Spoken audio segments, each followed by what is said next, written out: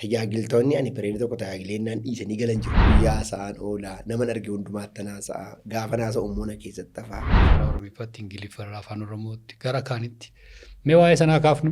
Oh Lord, thank you for the day you have given us. Na jalaan modhuma. Gabaabatti. Neetwoorkiin Itoophiyaa dhiga. Baay'ee al tokko mee iddoo guddaatti argamte gadi bu'uun si rakkisa. Sammuudhaan gadi bu'uu kan fakkaate wanti fokkisaanii. Warri adiin namoonni kan biraa yeroo argan maal jedhu? As deebi'eenii fuulli koo geddaramee argite isheen tokko. Hojii konistiraakshiniittis baay'ee tokkoffaadhaa siin jedhu. Seexanni bahee hin dhumne hin dhumus. Namni gooftaa fudhatee hin dhumne hin dhumus. Hiyyeessi daawwatamee hin dhumne hin dhumus. Abbaan manaa yoo mootii taa'e yoonaan jettanii haadha manaasaa qofa biratti an mana shaayii taa'ee nan dubbisa. Namni ispeeshalinii gaa'ela irratti hojjetu jira jedhee amanuun na rakkisaanaanii. Roonaaldiniyoo beeka namni gargar baasee milkiyaasiin garuu hin beeku. Yoom simatte namoonnis immoo yoomsi simatanii baaste. Maaliif akka gaara irratti ba'anii kadhatan anaaf naan galu. Mucaa tokko maqaa dhaheetu kana baluun dhiifte isheen fuutu naan jedhu. Okey amma yoon ka'ee sitti erumee erga erumanii booddee maal ta'uu naan jedhu. Barri koronaa immoo isaaf baay'ee ta'eetu jedhanis dhageera. Rakkina guddaa uumteen kadhana naan jettaa. Sagalee kolkaaseen hin kadhadhu inni sokkeen. Gaafa dhaaruu irribarra latti rafa waan waaqumatu naa kenna ta'een beeku. Haati manaa keessummii sii qopheessitee diitee of eeggadhu jedhan haaleluyyaa jedhee waldaa caccabse. Harka fuunee akkam jirtu kabajamtoota daawwattoota keenya Buddusee TV narras deebi'ee dhufeera gaa. Kanneen nu daawwachaa jirtan, nu hordofaa jirtan, nu barreessaa, nu bilbilaa jirtan hunduma keessan galatoomaa isiniin jechuu barbaanna. Egaa yeroo isin galateeffannu immoo ammas irra deebinee oolmaa tokko isin gaafanna. Namoonni akkuma kanatti viidiyoo kana daawwachaa jirtan jirtu beekna quba qabna. Nutti hima teekinooloojiin kun keessattuu dargaggoonni bilbilaan daawwattan addunyaa garaagaraarra jirtan homaa tokko isin hin miidhu oolmaa tokko isin gaafanna. Sabskraayibii godhaa viidiyoo kana.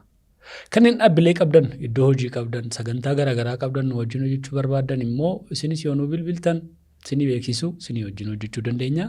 An gammachiisu mataa Boranaati. Akkuma yeroo kaanii waltajjii kanarratti keessummoota garaagaraa dinqii fidee siniif dhiyeessu. Har'ammoo nama jaallatama namni baay'een irraa barate namni baay'een jaallatu irraa barachaa jiru tokko paastarii nama Waaqayyoo jireenya isaa hojii Waaqayyoo hojjechuutti dabarsaa jiru tokko wajjin haasaa bareedaa qabaachuuf asitti argameera. Eessayyuu naqinaa waan gaarii waan bareedaa budduffattu nu wajjiniin tura. Paastar bagaan kan dhufte. Bagaan kan dhufte. Egaa isin yoon jedhe moo si yoon jedhe wayyadaraa kabajumaaf. Paastariidha isinii.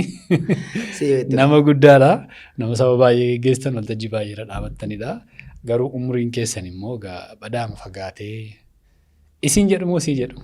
Yoo isin jechuun kee rakkoo hin qabu garuu anaaf yoo si jettee close relationship uumuu keenya haasaa sitti ulfaa'ina afaan haasuuf si gargaara waan ta'eef ofirraa buunee akka haasuu baay'ee namatti tola ulfaadhu. Egaa amma Paastar Tasfaayeen muuziqeessaa ture muuziqaadhaan tajaajila jalqabee yoo jedhame namni amanu hammamime yookaan immoo namni beeku hammami kanaan jalqabu laata dhee yaade.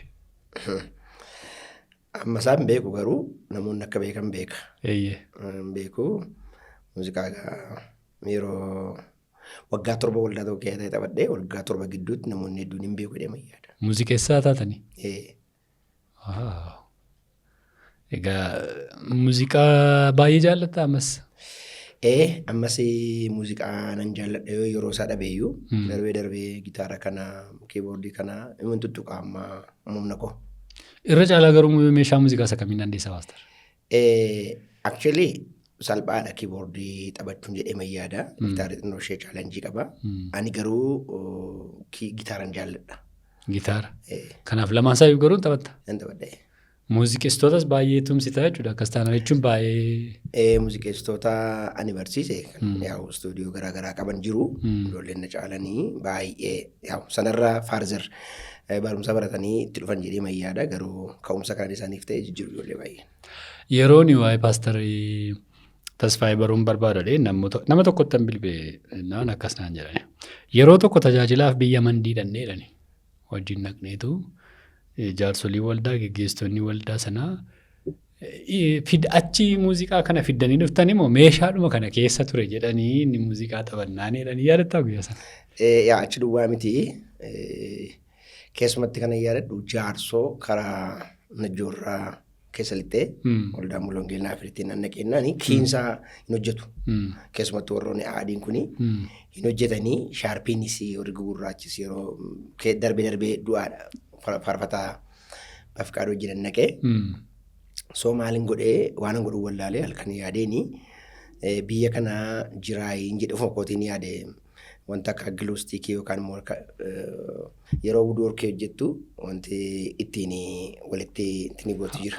Muccaa wayii jirti. Inni jira naan jedhanii achi immoo paawudarii fa'aa daakuun jira naan jedhanii kanaaf kiiboordicha diigeeni akka rabariinsaa keessaa ciccitee nan beekaa yeroo inni arginan akka bittiitu pirees ta'ee deebii ol kaa'aa waan jedhu waan yaadeef sanarraa halkan guutuu sa'aatii lama jalqabee amma sa'aatii 8 hojjedheeni kiiboordicha fayyiseen gaafan taphadhu dhagaaniin beekaa waan ta'eef anuma keenya immoo kan biraadhaa jedhanii wal gaafatan. Mandittis actually waldaa assambiliitiif yeroo sana faranjoota afaanii kun naqeanii waan kun na mudate iddoo garaa garaatti na mudata. Muuziqaa taphachuu akkas tajaajila akkasiirraa gara lallabaa wangeelaatti dhufuun akkam ture? Ani dhugaa dubbachuudhaaf bakkeerraa konfiraansii tajaajileen beeku sagantaa waldaa keetti garuu sagantaa nan geggeessaa worshippii kana maal faarfannaa kana walitti fufiinsa baarachuu nutu jalqabe yeroo sana. Garuu yeroo ta'e tokkotti paastariin tokko paaster Neftaalem Argaa jedhama. Waldaa tokko ture naqamtee hin dandeessaa mati lallabuu naan jedhee so konfiraansii waankii biyya jedhamu karaa mandii keessa na fuudhee deeme. Waankii deemnee yeroo sana kiiboordii nu taphannu filooppii diiskii fudhata. Namichi muuziqaa taphachuu dhufe biyya sanaa kwaayiriin dhufanii hin dhaabatanii yeroo kwaayiriin dhaabatanii muuziqaa kana lafa ishee sin agarreenni in ilaalle nama yeroo jalqabaatiif kiiboordii batanii isheetti bu'ee kaase waama jalqaba kaatu tokko kaase ijaanis ni ilaalle lafuma arge irratti harkasaa irra kaa'ee lafuma arge waanuma sagaleen dhaga'amu dhageessisee mucaan durbaa ta'u garuu baay'een appisheessee godhaa muuziqaan dhaggeeffattu lafa iskeeliinsaa ka'uu qabu ijoolleen waan isaan jechuu qaban qaxxitaadhama isheen beetti hin kaafti. Faarfannaa sana. Ishee duukaa bu'u malee kiiboordiin jiraa hin jiru hin jedhan. Baay'ee na dhibee paasteriin kun na bukkee taa'a. Ani nan cannaqameennaan har'a lallabaaf dhufte waan ta'eef akka hin dubbanne naan jedhe. Waa lama na godhe gaafas inni. Paaster Neftaalem. Tokko gaafa naqu tunatti himin tuna wajjin hin mari'atin wangeelaawii Tasfaayee jedhameedhe. Ani wangeelaawii miti. Sabatti. Maali warra tajaajiltoota nu simatanitti. Warra sin simatanitti. Nannee lakkii ani miti kan jenne isa qaadee sunatti ta'e. Akkan immoo ana eeyyee hin jenne ana wangeelaawii miti. Yeroo sana wangeelaawii jedhama. Paasterii maalaan jedhamu jiru. So nan cannaqamee kanas narratti argeeraa shinti beetiidhaan dhaan jedheenii gara shinti beetiitti waa nyaanne wangeelaawii Tasfaayee haasaa yeroo natti ulfaatee. Maal taatee maal fakkeettee jennaan amma waan si keessa jiru waan dhugaatu beekanaan jedhe. Jarri kun yoo wangeelaawii jenne malee dhugaa si keessa jiru waan hin fudhanneefi hamma addana jirtutti wangeelaawii addanaa gaafa baatu garuu wangeelaawummaan kan ishee arabanaa. So bitta walii galee dhandhee teenyee muuziqaa sun akkana ta'ee naqabee taa'inaan jedhee silas ka'uus akka isaan wallaalee garuu wanti beektu tokko garaas nyaata. Yeroo inni xumuru anatu jalqaba lallabaa. Ammas yoo jalqaba lallabde malee anaan duuna beeku na simatu ati akkatti simatamtu hin barbaada fuuldura na buusee nan ka'ee yeroon ka'e lallabuuf jedhu yeroo sana faarfannaan Magarsaa Baqqalaa masaraan diina keen diigamaa xiyyiin darbatu simmiidhaan jedhu ture. Faarfannaa kana faarfanneetu gara sagalee waaqatti dabaladheen filooppii kootti galfadheen ulatti shaan dhimatoodha kiiboordichi. Gaafanii akka kontekstiin baadiyyaan magaalaa tokko miti introdakshinii isaanii magaalaa irraa qabu dhiiseen isuma isaan beekan jechichuma jechuudha. Masaraan diina keen diigama xiyyiin darbatu simmiidhaan jedhu kilaasikaalee isaan taphachuutti ka'ee dhagaaniin beekan. Gabaa keessatti akkan sagantaan qophaa'ee waan akka haafa wayii waan akkas akkasiitu kan isaan irratti gaaddisaa hojjetanii namni ol utaalee gadi utaalee hin balleesse wanti hin badde. Wanti sheediin irra ture sun. Yeroo addaa ture Anis lallaba koo atiinki deeqaa addamaa ta'uu hin beeku maaliif yeroo dheeraa fudhatee akkatti lama dhaabnu hin dhabne yeroon isaa yeroo genuinii ture actually akka namoota nama yeroo gaarii ture waaqayyoon amanuu waan jedhu amanuu dhugaadhumaan laphee gaariidhaan kiristoosiif waaqeffachuu dhufu ture. So chaansii argate hundumaatiin waaqayyo dhala namaa yeroo itti gargaaru ture. Muuziqaa koo keessatti yeroo sana hin irraanfadhu. Yeroo sana hin irraanfattan. Shuu. Erga Paaster Niftaalemii hojjetaa wangeelaati wangeelaa jedhee wal isin barsiisee achii galtanii booddee lallabuutti fuuftanii jechuudha. Mandiin gahee wangeelaa koo hin hafe. Garuu galee tokko muuziqaadhaan iddoo baay'een deemutti ka'ee gaafa muuziqaan deemu yeroo baay'ee Bafqaaduu wajjin deema. Waan na kee jiru waan beekuuf Bafqaaduu hin aaraa suutuma dhaqeetu jara kanarra koo bakka waan fooyya'aa qabaa waan akkasii qabaa jedhaa. So pireedii tokko naa kennu. Tajaajiltoonni ani pireedii tokko tajaajilennaan dhiisanii galan jiru. Ispeeshaalii beddellee irratti. Dhugaadhaa? Yaa qidaamee waaree boodanaaf kennanii sanbata ganama gaafa kaanu Jimmaa ga'aniiru. Finfinnee kana dhaqanii maaliif jennaan nama waaqayyoo isiniif kenneera. Actually chaalenjii wayii ture qidaamee galgalasii namicha tokkotu Jaahovaa Witness irraa dhufee amanee dhugaadhumaan amanee garuu deebiin achitti qabu hin deebineef wanti inni keessa jirunna agargaatuma argee maaloo na gargaara anis hin qoruuf miti. Qorontos 15 irratti Kiristoos Yesuus waaqayyoo abbaan ilma isaa waan hundumaa miila isaa jala galcheera. Kan miila isaa jala hin galle hin jiru. Isa miila isaa hundumaa jala isaaf galchiise immoo booda inni hin sagada jedha. So kun raankii Kiristoosiif abbaa gidduutti uumuu miti yoo jedhee gaafate jarri sun waan kanaaf deebii hin qaban. Warri sokkan sun? Waaqayyo abbaan Yesuus Kiristoosiif waan hundumaa bichisiise. Erga waan hundumtuu isaa bitame booddee inni immoo isa waan hundumaa isaa bichisiiseef hin bitamaa'edha. So kuni abbaa ilma qulqulluu gidduutti haayiraarkii hin uumuu kan jedhu ture. Chaalenjii san ani immoo yeroo sana advaans dippiloomaa teoloojii baradheen ture naa galas ture. Naa yeroo sana Bafqaaduun maa nama rakkifta tasfuusitoo baratee maal ta'a deebii kan yoo laattee jedhee achumaa namucaadhaa fi amma hin danda'e ibseef. Kiristoos one person with two natureidha. Eenyummaa lama qabaa. Raawwatee namadha. Raawwatee waaqadha. Namummaa isaatiif abbaa isaatiif hin bitama. Waaqummaa isaatiin garuu abbaaf nu wajjin wal qixxeedha. Waan jedhu kaaseenii yaa kiristooloojii ibseef. Yeroo sanaa jimaata galgala ture kuni qidaamee ganama inni lallabu miti tasfuunaan jedhamutu lallabaa ture. Waaree booda immoo sanas ilaalanitti dabalata taate naa kennanii yeroon gaarii turte sanbata ganaman sokkanii sanbata guyyaa guutuu natti tajaajile. Waaqayyoof galata. Egaa sun akka jirutti ta'e guutummaa guutuutti ani lallabaa wangeelaati ani barsiisaadha jettee yoom simatte namoonnis immoo yoom simatanii Paaster? Sanaan booda iddoo garaa garaa deemee hojiidhaan yeroo deemu nan lallabaa nan barsiisaatu man jedhu akkaataa isaa hin beeku akkamitti akka gara kanaatti daayibarti waaqayyo na godhe hin beeku waan akka yeroo lallabuu seexanni kun iyyuutti ka'ee utuman jedhu immoo jalqaba naan gallee dhumarratti immoo namoonni poosesti ta'an hammanatti mul'atanitti ga'ee garuu 2004 totally akka waaqayyo waan kanaaf na barbaade dhimmi kun gara kanatti dhufu akka qabu nan murteesse. Fulbaanaa 3 halkan isa dhumaan hojii construction hojjetan ture san hundumaa lafa kaa'ee laayisansii koo dhaqeen deebiseen waldaa guutuu wangeelaatti waaqayyo kanaaf na waamanii mul'ise. Yeroo sana iyyuu gaddoo baay'ee deemeera. Ji'a booddeen paasterii ta'een wangeelaa hin taane maalis hin taane garuu yeroo koo kennee akka kontekstii waldaa guutuu wangeelaatti ji'a booddeen paasterii ta'e sana booddee bifuma nama jiru kanaan itti fufee biyya kana guutummaa irra deemuu danda'e. Waaqayyoof galatu baay'ee namatti tola. Namoonni tokko ammaa lallabaa ta'uu kee paasterii ta'uu kee beeku malee toora irra dhuftee hin beekani. Yaadota baay'ee kaasnee gara fuulduraatti waaqayyo yeroo nu kenna walii wajjin haasofna barsiisi kee beekumsi kee bal'aadha.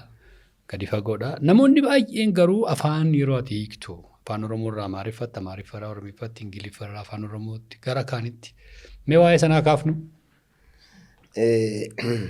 Actually Amaariffaa ijoollummaa koottanii naannoo magaalaa Naqamteettan dhaladhe garuu naannoo kutaa torbaarraa kaaseen magaalaa seenee magaalaa yeroon seenu waggaa xaamitee mana namaan taa'e mana namaa taa'e mana Tigirootaatiin beekanii afaan Oromoo garuu kan isaan fayyadaman Amaariffa qofa.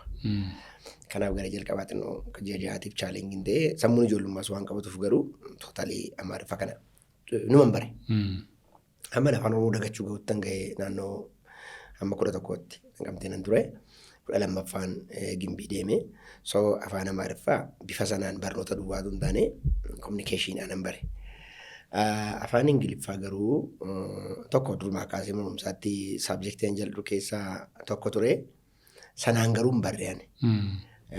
Gaaf tokko magaalaa gimbii utuu hin jiru obboleessi tokko Acts Magazine kan jiru macaafni hin baha ture. David Yangichootu barreessa Kooriyaarraa yeroo sana. Macaafa kana Tasfaayee Tafarraa hidhee maqaa kootiin poostila adireesii guuteetu erge nama maqaa kootiin dhufe. Gaafan dubbisu uumaanaan galu. Innan yeesnoo mana barumsaatti beekuu fi inni achirra jiru waluun argu. Terminoloojiinsaa, sentence structureeinsaa oomtuu waliin argu. Ani dulii akkamiidhaa jedheen iyyumni kunis jirti nan boo'e. Taa'ee dhuman macaasna akka ittiin baneen boo'e. Yeroon boo'u garuu wanta namarraatti yaadadhu imimmaan koo Acts Magaziniin kun peeperiinsaa baay'ee pilaastikii ta'eetu strongidha xuruudha. Xaphi irratti hidhee waanuma imimmaan nama miidhuyyuu hin turre waaqumatu ittiin waa gochuuf keenyatti fakkaata malee akka nama zayitii waraqatatti buusee iddoo imimmaan kootti buute xinnoo ishee expand taate akkas sarfeesiinsaa bal'ate iddoon sun maal jedhaa gaadis guudeedha. Iddootti imimmaan koo itti buute qofti. Iddoon sun. Maaltu yaadee maaltu naa dhufee egaa hojii waaqayyootu fakkaata. Imimmaan kootii waaqayyo sammuu koo naa banuu barbaadeen jedhu ni yaade. Hiyyeessa imimmaan hin gaafatanii kan biroos kan na boossu baay'ee ture. For sure. Dhugaadha. Maaliif ammaa namaatti kan guddadhee baay'eesaa. Ashaaroo ashaareeraa, onkuroo onkureeraa, abseetii buuseeraa, qixxaa farsoo tosheeraa. Sunis hin jiraa. Na hiyyeessa imimmaan hin gaafatanii baay'een boo'e. Garuu boo'ee yeroo muraasa booda imimmaan koo xaragadhee hin amanne gaafa deebisee dubbisu. Natti gannamme ta'ee keessa kootii kiiwwayii naanna'e ta'ee hammarraa attanaafuu naan galu. Wanti aangoo waaqummaatiin dhala namaa irratti raawwatu diffaayin gochuun nama rakkisa. Yikkennaa diffaayin. Ilaa karaa kanaati akkasittiin hin jettu garuu waan sana beettee argamta. Seensi gootee argamta. I don't know whether it is through perception haa ta'uu IQ koo kan akkas galagashee haa ta'uu cognitive koo sirreessa ani waan sanaan galu garuu beeka. Nan dubbisee seenaa mucaa tokkoof akkamitti akkasiin gooftaa fudhattee musliima turtee san baay'ee impirees na godhee innumti naa barreessee gaafa hin arguuni ilaa kana waan jettirraa kan argee dhiigaa jettimu ani koo keessatti understanding godhuu baatti kan beektaa inni ani garuu beekan seen hamma sana inni hin beeku jechuun hamma common understanding hin qabaata dhema yaada garuu waama diippi ta'e akka ittiin asirraa amma danaatti dhee guutummaa isaa ibsuu hin danda'u.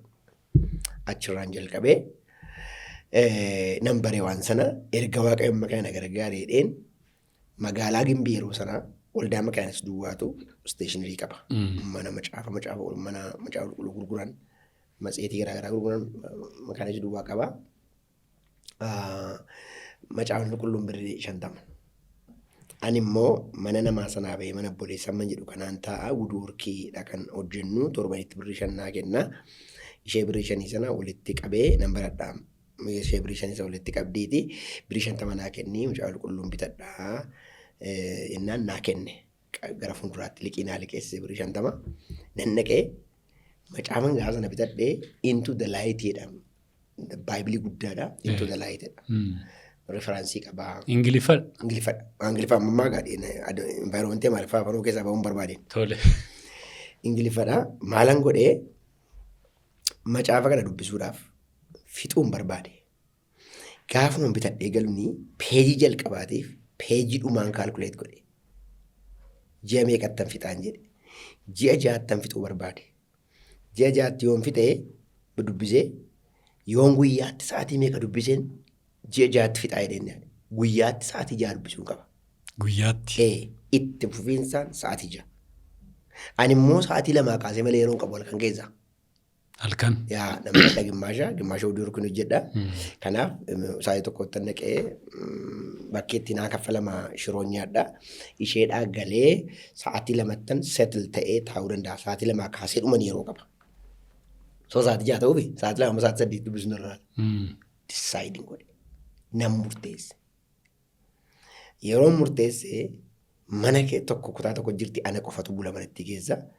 Yeroo murteesse maalan jedhee amma sa'aatii lamaa amma sa'aatii saddeet gaafa dubbisu hiriyaa siin qabu nama dhaga'u siin qabu ol kaasee dubbisuu hin irraata. Miidiyaa Ingiliffaa kana immoo BBC kana Aljazeeraa kana yeroo sana reediyoo malee waan jiru isarraa dhaggeeffachuu qaba jedheen murteeffadhe. Waanan kominikeeshiniin qabu hunda Ingiliffaa wajjinan godhadhani maaliif akka ta'e garuu hin beeku. Nan jalqabee gaafa jalqabaa hamma sa'aatii saddeettan dubbise naan galu akkanaan galle beeka. Garuu yeroo jalqabu in the beginning God created heavens and earth and the earth was formless without any shape maal jedhu kana ol kaaseetan dubbiste. Ol kaasee naasa. Utuun dubbisuun Isaayyaas 53 irra gahe. Guyyaa jalqabaa turumatti nama 8 dubbise. Guyyaa lamaffaatti irrii baay'ee na miidhee taagalaadhuman sa'aatii meeqa laalaadhuman achi gahee guyyaa sadaffaatti almost feed gochuuf wanti naaf hin jiru guyyaa arfaffaatti garuu addaabtiin godhe. Guyyaa shanaffaatti, guyyaa jahaffaatti, guyyaa torbaffaatti hojii kan biraas laas hin qabu lafa naquus hin qabu. Ji'a guutuu natti mi'aa deemee nan dubbisaa. Egaa yeroo sana akka ammaa ta'e baay'een aksesiinsaa guddaa ture dikshinariin jira. Ganaan dhaqee dikshinii irraa fuudhaa waraqaa kanatti nan barreessaa macaaficha irra isaa keessatti nan barreessaa jechukummaa inni jedhu irratti nan barreessaa jalatti nan barreessaa guyyaa isaan oolaa naman arge hundumaatti naasa'a gaafa naasa'u immoo na keessatti hafaa. Bifa kanaanii akkanii naannoo Isaayyaas 53 irra ga'eenii namchi tokko biyya Ameerikaatti Adventistii Gimbii ayi ispeeshaalistiidha Toobii Moomaa jedhama tajaajilu dhufe. Volunteeriyaan jedhamu yeroo sana ispeeshaalistii ijaatii ji'a 8tiif volunteerlii achi keessatti hojjetu. Arnoo maallaqa isaa walii galanii yoo beeku baadheeyyuu hojjetu. Waldaa Mulongeelii dhufeetu waldaa Mulongeelii Gimbii kana hojjedhaa. Naan tajaajila waan haalattanis warra rakkina ijaa qabanii maal amma danda'u nan akkamaa qoricha amma danda'u nan kennaa fi yoon dhabe immoo yoo humna kool ta'e immoo waan isaan gochuu qaban itti maayidhee haasa'ee dhufee namoonni hubachuu dadhaban. Namni isa hubachuu danda'u ana qofa ture. Yeroo inni Ingiliffaan haasa'u. Obboleessi koo tokko amma nama Hongeelaa namarraa dheeressaa jedhama paastariidha Ameerikaa jira hin beeka inni kana. Tasfuu faranjiin tokko waldaa dhufee ati immoo waldaan turre utuu dhuftee hin dhageessa turteet naan jedhee warri kaas natti qoosanii nuttoon egaa laalle an jaartii waggaa 80ttis Ingiliffaan haasa'a. Tokko ittiin baruufi. Lammaffaa aksentii koo sirreeffachuufi. Sadaffaa immoo waanuma keessa ooltu jetta waanuma keessa ooltu haasoftaa. Sansanaan inuman jedhee namicha kana wajjin wal agarree afaan hiikee fi waldaa yaa'u qaal Gimbii kana fa'iitti afaan hiikee fi yeroo jalqabaatiif garuu inni boora afaan naa hiitta gaafa naan jedhe garuu halkanii bari'uudina qabu qaniisaa jimaata ture kamisa ture kamisa halkanii hin ciifne dubbisaan bulaa. Amma yoo inni Niw Testaamentii keessaa dhufee maalan godhaanoo Old Testaamentiin xumurree Isaayyaas keessa hin jira. Waan jedhu halkan guutuu qamisaan rafnee jimaata barumsaan deemne guyyaa guutuu takka nan kadhadhaa takka nan dubbisaa takka sana galaabbataa jimaata halkan hin rafne qidaamee immoo wajjin kadhannaa naan jedhe sanbata guddaa afaanii godhaa. Bilookii isaanitti mee doormii iddoo Adventistiin kennaniif naqee. Nanan kwakka'ee yaaddaadhuma maalan yaaddee kan biraa yoo ka'e nu kadhadhuudhaan maalan jedhan jedhe. Nan jalqaba mana kottan shaakala oh Lord thank you for the day you have given us. Na jalaan modhuma. Gabaabbatti. Neetwoorkiin Itoophiyaa dhiga ciccita. Nan barbaada fidee walitti erbaa almost santansi tokko structure godhee fixuu nan dadhabe. Nan beeka garuu yeroo yaaddoodha. Naan dhufu yaaddoodha. Yaaddaa mannaqeen kwakka'ee Na hojiit naan jettee ati mana asaarreettaa moo maadhamte rismeen jedheeni are you satisfied naan jette yes get in my husband has told me just get in naan jette oolan seenee ichi booddee jilbeenfateera we are praying naan jette na isa kee jilbeenfadhee homaa kadhannaan harka bade ka'inuu galateeffadhuudhaan kadhee waaqayyoo hiriyee isa yaaddutti takka hin kadhanneen innoo waaqayyo isaan eebbisu naa kadhadhus namnaan jedheen jiru garuu dhaqeetu ka'eetu harkanarra kaa'e this why God is telling me about you God is telling me about you naan jedhee ati kana jireenya kee kana jiraattaa biriddami shan kaffalta mana kiraayii maal yeroo sana immoo gaaxinnoo wal dhabdee wayii turteetti bayeera laman jiru caawa sana akkan jalqabeeni mana kiraayii deebishanii fudhadheetan jira akka ittiin waan nyaattu hin qabdu waan kaffalattu hin qabdu hamma ji'a 8tti ispoonsara nutu sii ta'a kana hidhee gara fuulduraatti waa amman irra jiru kana hunda natti mee bakka lafaan gangaladhe lafa gammachuu mutu nu gangalachiisee I don't know kan ta'e hin beeku ameenii koos imeenitti hin geddaree wajjin turree kadhannee baanee dhaqanii wayyaa ani boritti wajjin naa bitanii bichaa xuruma ture garuu wanta nama mar'aatti of sheephaa'u magaalaan Gimbiiroo sana awwaara aspaaltii kana amma kanan qabdu as goraachi goraama deemta gaa awwaararra yeroo isaan waan attaa isaanii akkan ingiliffa beeku namni naa habeettu jedheeni vooliyuumii koo waanuma ammaan ifati jinaa isaa jiru kana ilaa nama gama kunnoonti naatti laanchaatti maa yeroo fakkaata iyyee naasa. Sagalee ol kaafte. Ijoollummaan maanni isaan duwwaatu hin taane beeka namni naa reettu jedheeni iyyaasaa ture. Sanarraa dhufee sana booddee garuu yaa barnoota garaagaraas baradhee macaafa kanas nan dubbisee teewooloojiis nan baradhee so amma waan jedhu garuu achirraa dhufe. Waaqayyoof galatu gaa maaliifan kana kaasee Paaster Niftaalemtu akkasanaan jedhan. Paaster Tasfaayeen yeroo afaan Oromoo haasa'u waan afaan biraa beekuun fakkaatu jedhan. Yeroo Amaariffaa haasa'u immoo afaan Oromoo beekaa namichi kun nama jechisiisaadha. Yeroo inni Ingiliffaa haasa'utti ka'us akkasii. Baay'ee dinqifanna baay'ee jaallannaa jedhaniitu hamma kana si dinqifatu. Warri adiin namoonni kan biraa yeroo argan maal jedhume yeroo si wajjin hojjetan namoota baay'ee wajjin hojjetteetta. Namoonni tokko namoota lama duwwaa namatti actually warra adii kana keessaa jiraatteettaa biyya Ameerikaa naan jedhu. Ani kaartaa irratti hin beeka oduudhaan hin beeka malee hin beekan biyya alaa naan jedhu garuu akka giiftii ta'e immoo natti himu. Seensi goona naan jedhu fakkeenyaaf riitimii waan jedhamu jiranii muuziqaama keessallee afaan gaafa hedduu namni dubbatee ka'ee hamma si eegu qaba. Hamma nan jedhanii hamma numa jedhee hamma si eegu qaba. So yeroo hundumaa pooyintii irratti na argatu. Yoo dheeraa haasa'an kontekstii ni kaaf qabiyyee biyya keenyaatti geddaree lammaffaa macaafa sana beekuun keessumatti baayibilii taanaan dhugaa sagalee waaqayyoo sana beekuun hin barbaachisaa. I don't know namootni 2-3-4 wajjiniin hinneerraa yeroo itti na filatan qabu. Especially trainingii taanaan wantootni deep ta'e theological terminology qabaatan waan akkasii kana taanaanii yeroo itti na filatan qabu namoonni ana caalaa hiikanis baay'ee dhuguma hin jiru. Waan akkasii irratti namoonni muraasti naan jedhaniiru akkati jettee kana. Egaa yeroo tokko yeroo afaan hiikamu qabiyyeen jira akkuma tamma jettee aadaan jira safuun jira ilaalchi jira jiramti isa kana amma of eeggatti akkamitti eegda? Yeroo baay'ee na mudata. Keenyaaf Faranjoonni al tokko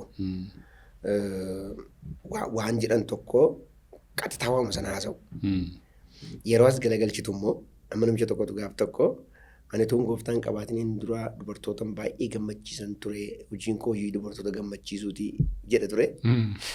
Gara afaan keenyaatti hin geddare jechuun isa kana yuusiif hojii geddareeni. Miidiyaafis hin ta'u waan ta'eef. Ani geddareeni waan hin taane hojjetaa ture jedheen jeneraal godhe. Waan hin taane waan ta'eef. Waan hin taane. Aadaa keetti geddare tokko saba kanaaf dhaabatte. Saba kanaaf dhaabattee waan dhaga'uu qabu akka inni dhaga'uuf dhaabatte malee kan namichaa duwwaa dabarsuuf hin dhaabanne. Beenchi maarkiin waan namichaa haasa'uudha achirraa kaata. Garuu waan namni kee qabiyyee sana keessatti dhaga'uu qabu namichi wanti hin dhageessuu barbaade. The intention of the speaker. Maan namichi kuni dubbii isaa kana Waa'ee maalii ibsuu barbaada? Waa'ee maalii ibsuu barbaade waan jedhu sana hiikkaa waan ta'eef yeroo baay'ee na mudata. Afaanii kuni tajaajila guddaadha namoota beekanii fi namoota baay'eef immoo biizinasiidhas.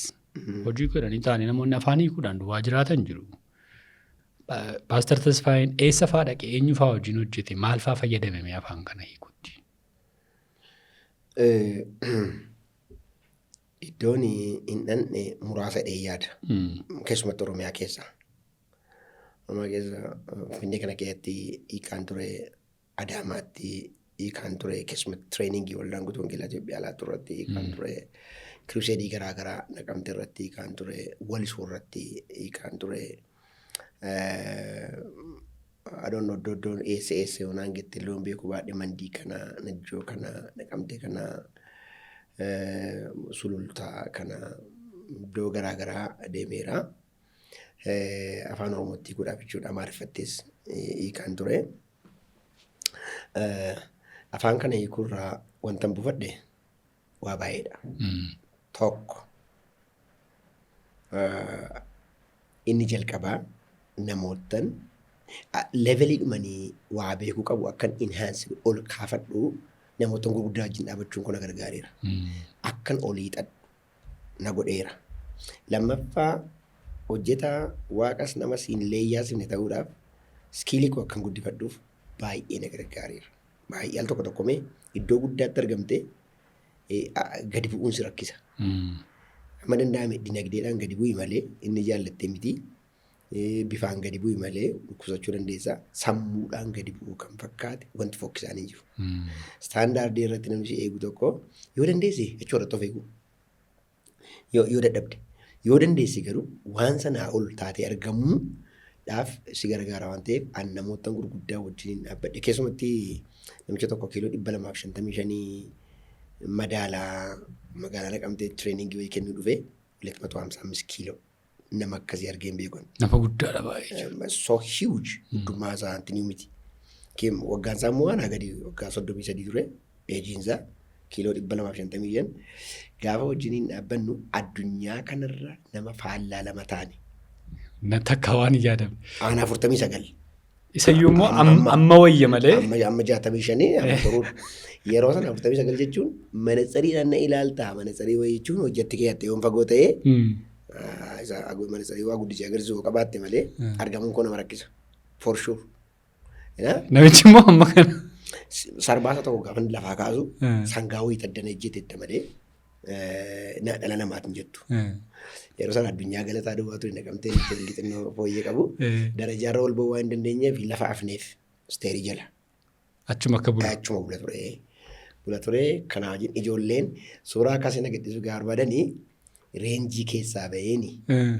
Fireemii keessaa. Fireemii keessaa ba'een gama dhaabadheen hiikeef. Sagalee makootuu dhaga'ama namichi qofaa maddana dhaabata. Keessumatti waldaatti jechuudha sammata guddaa gara inni kaanillee yaa'u gurguddaa ture waan ta'eef garuu wanta nu badhe tokko deeqaa adda duwwaa dhaabachuu qaba. Deeqaa adda dhaabatu gidduutti nuyi sa'aatii 20 dubbachuurra inni deeqaa adda dubbachuu hin deekkiramu. Baay'ee madaalamaadha. Baay'ee. Wanti namichi sun dubbate hangaar'aatti akkan waanan dubbadhuun waanan jedhuun kontekstii koo cuunfee deeqaa muraasa gidduutti namatti kennuun yeroo jalqabaatiif nama kanan ta'uu qaba jedhee ani hawwee keessaa isa olaanaadha. So advaanteejiin ani jara kanaa wajjiniin qabaadhe isa kana.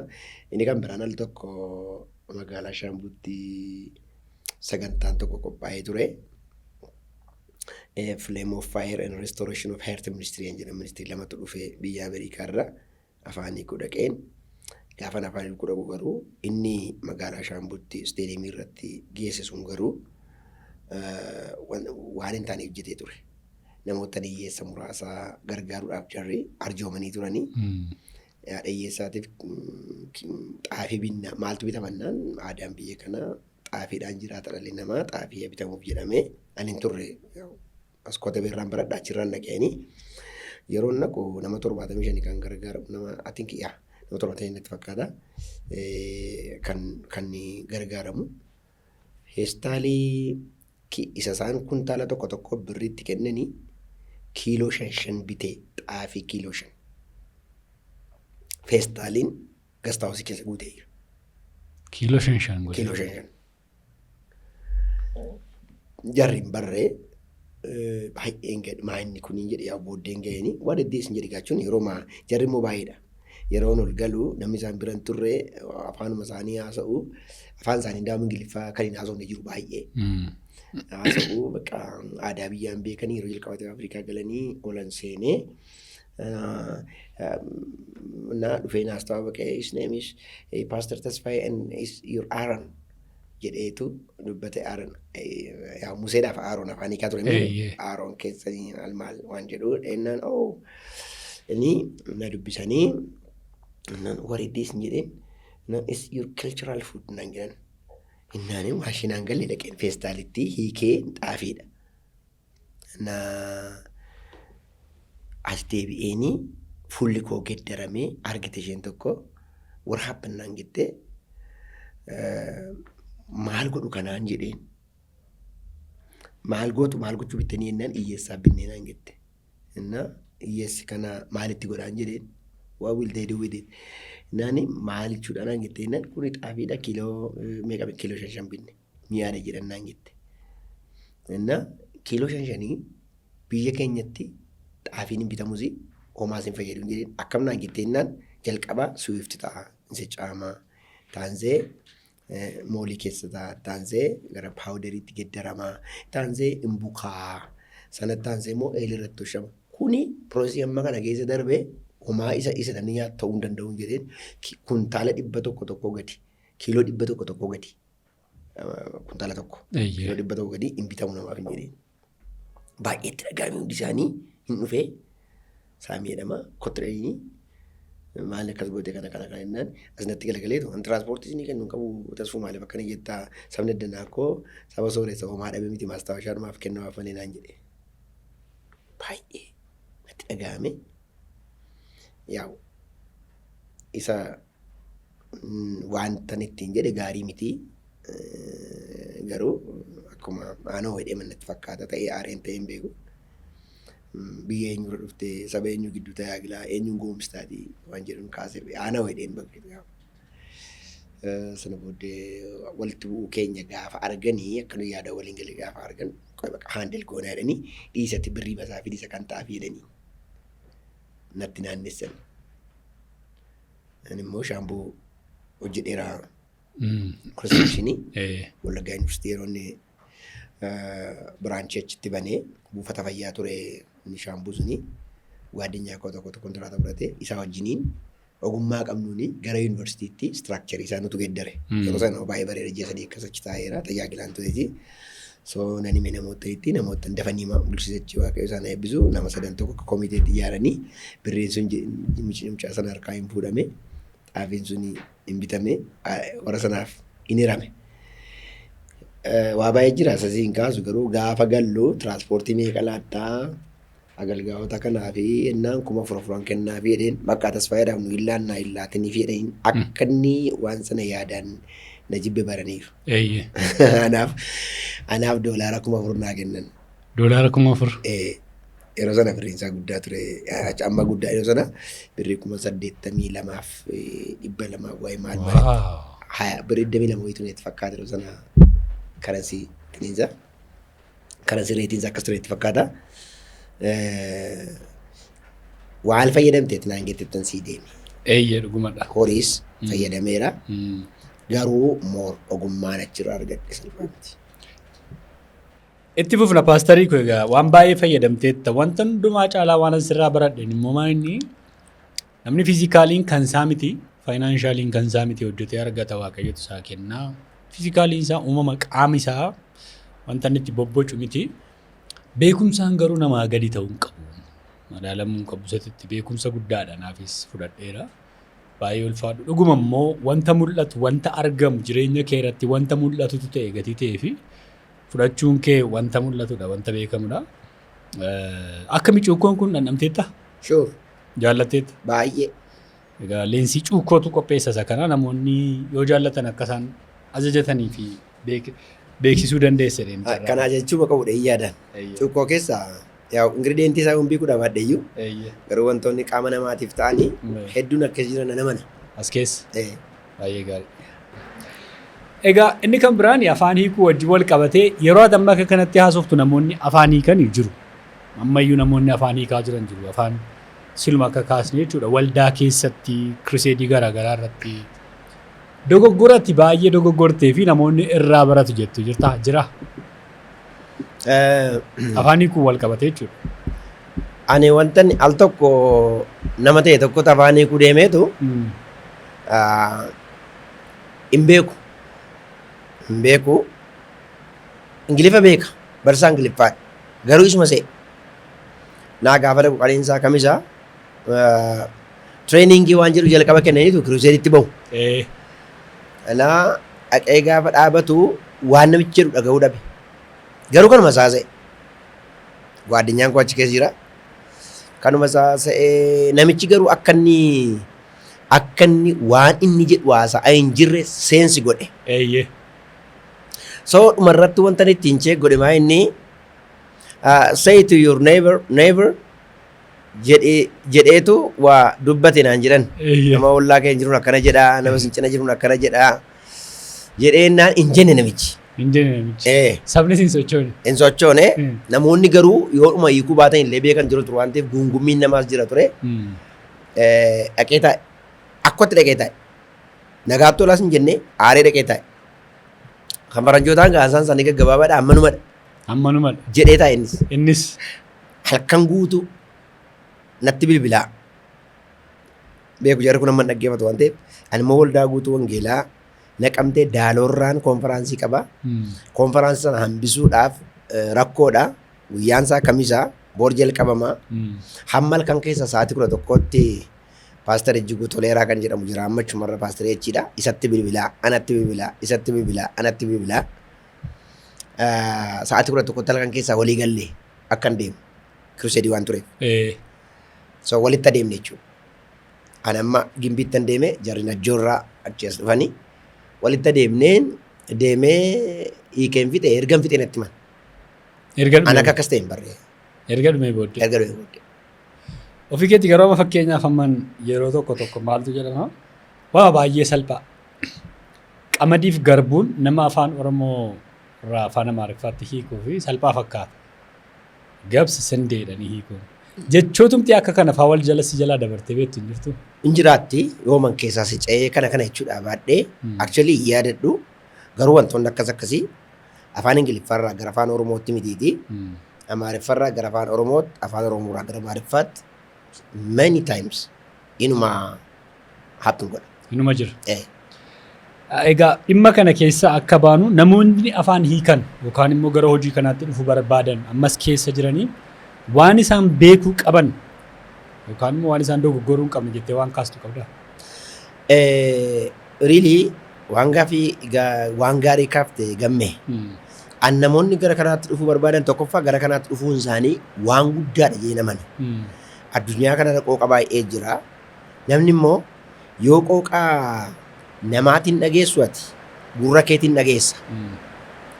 Yoo qooqa ittiin dhalatte hin dhageessu garuu laphee keetiin dhageessa yookaan garaa keetiin dhageessa. Vernacular language'n inni ittiin dhalatte yeroo hundumaa immediate connectionii onnee kee laphee kee garaa kee wajjiniin qaba. Kan namaa garuu gurra kee wajjiniin qaba.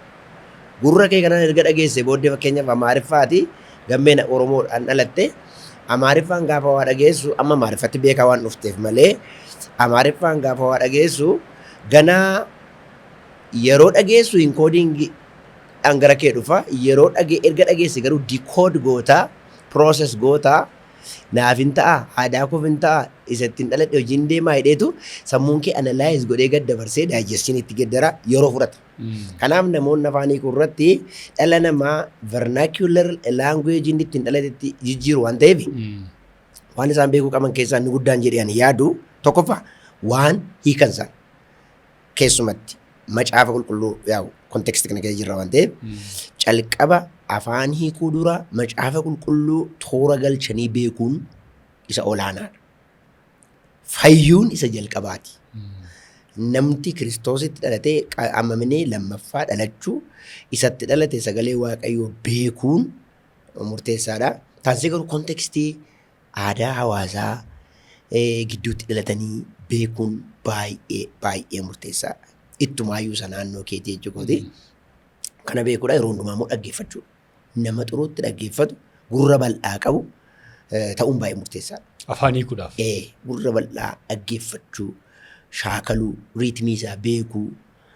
Fakkeenyaaf nun tokko fiiguu yookaan kaachuu jechuu isaarraa lamaan isaa keessaa tokko xuruutti ibsaaf taanaan isa xuruutti ibsuuf sana fayyadamuudha.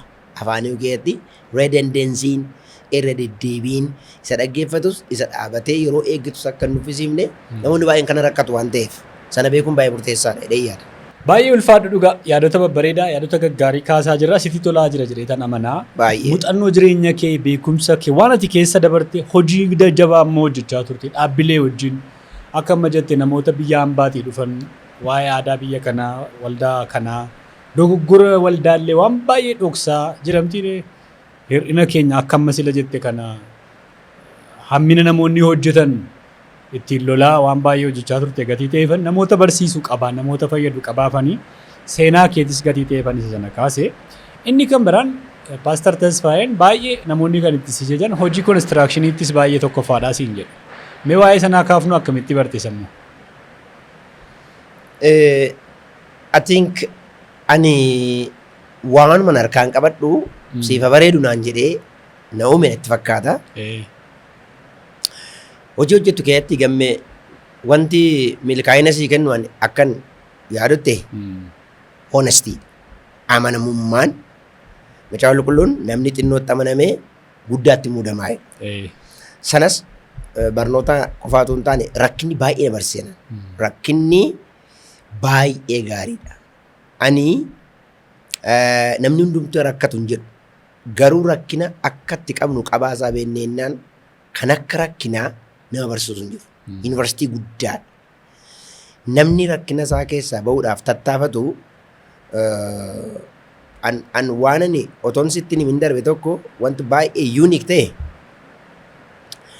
mana warra keenyaatti gaafa bahee magaalaan galee gaafa yaade maatiin keenya baay'ee rakkatoo.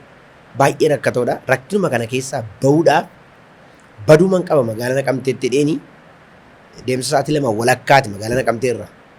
Gaafa magaalaa Naqamtee dhufu makiina konkolaataa dhuunfaatii fi konkolaataa mootummaa gargar baaseen beekan.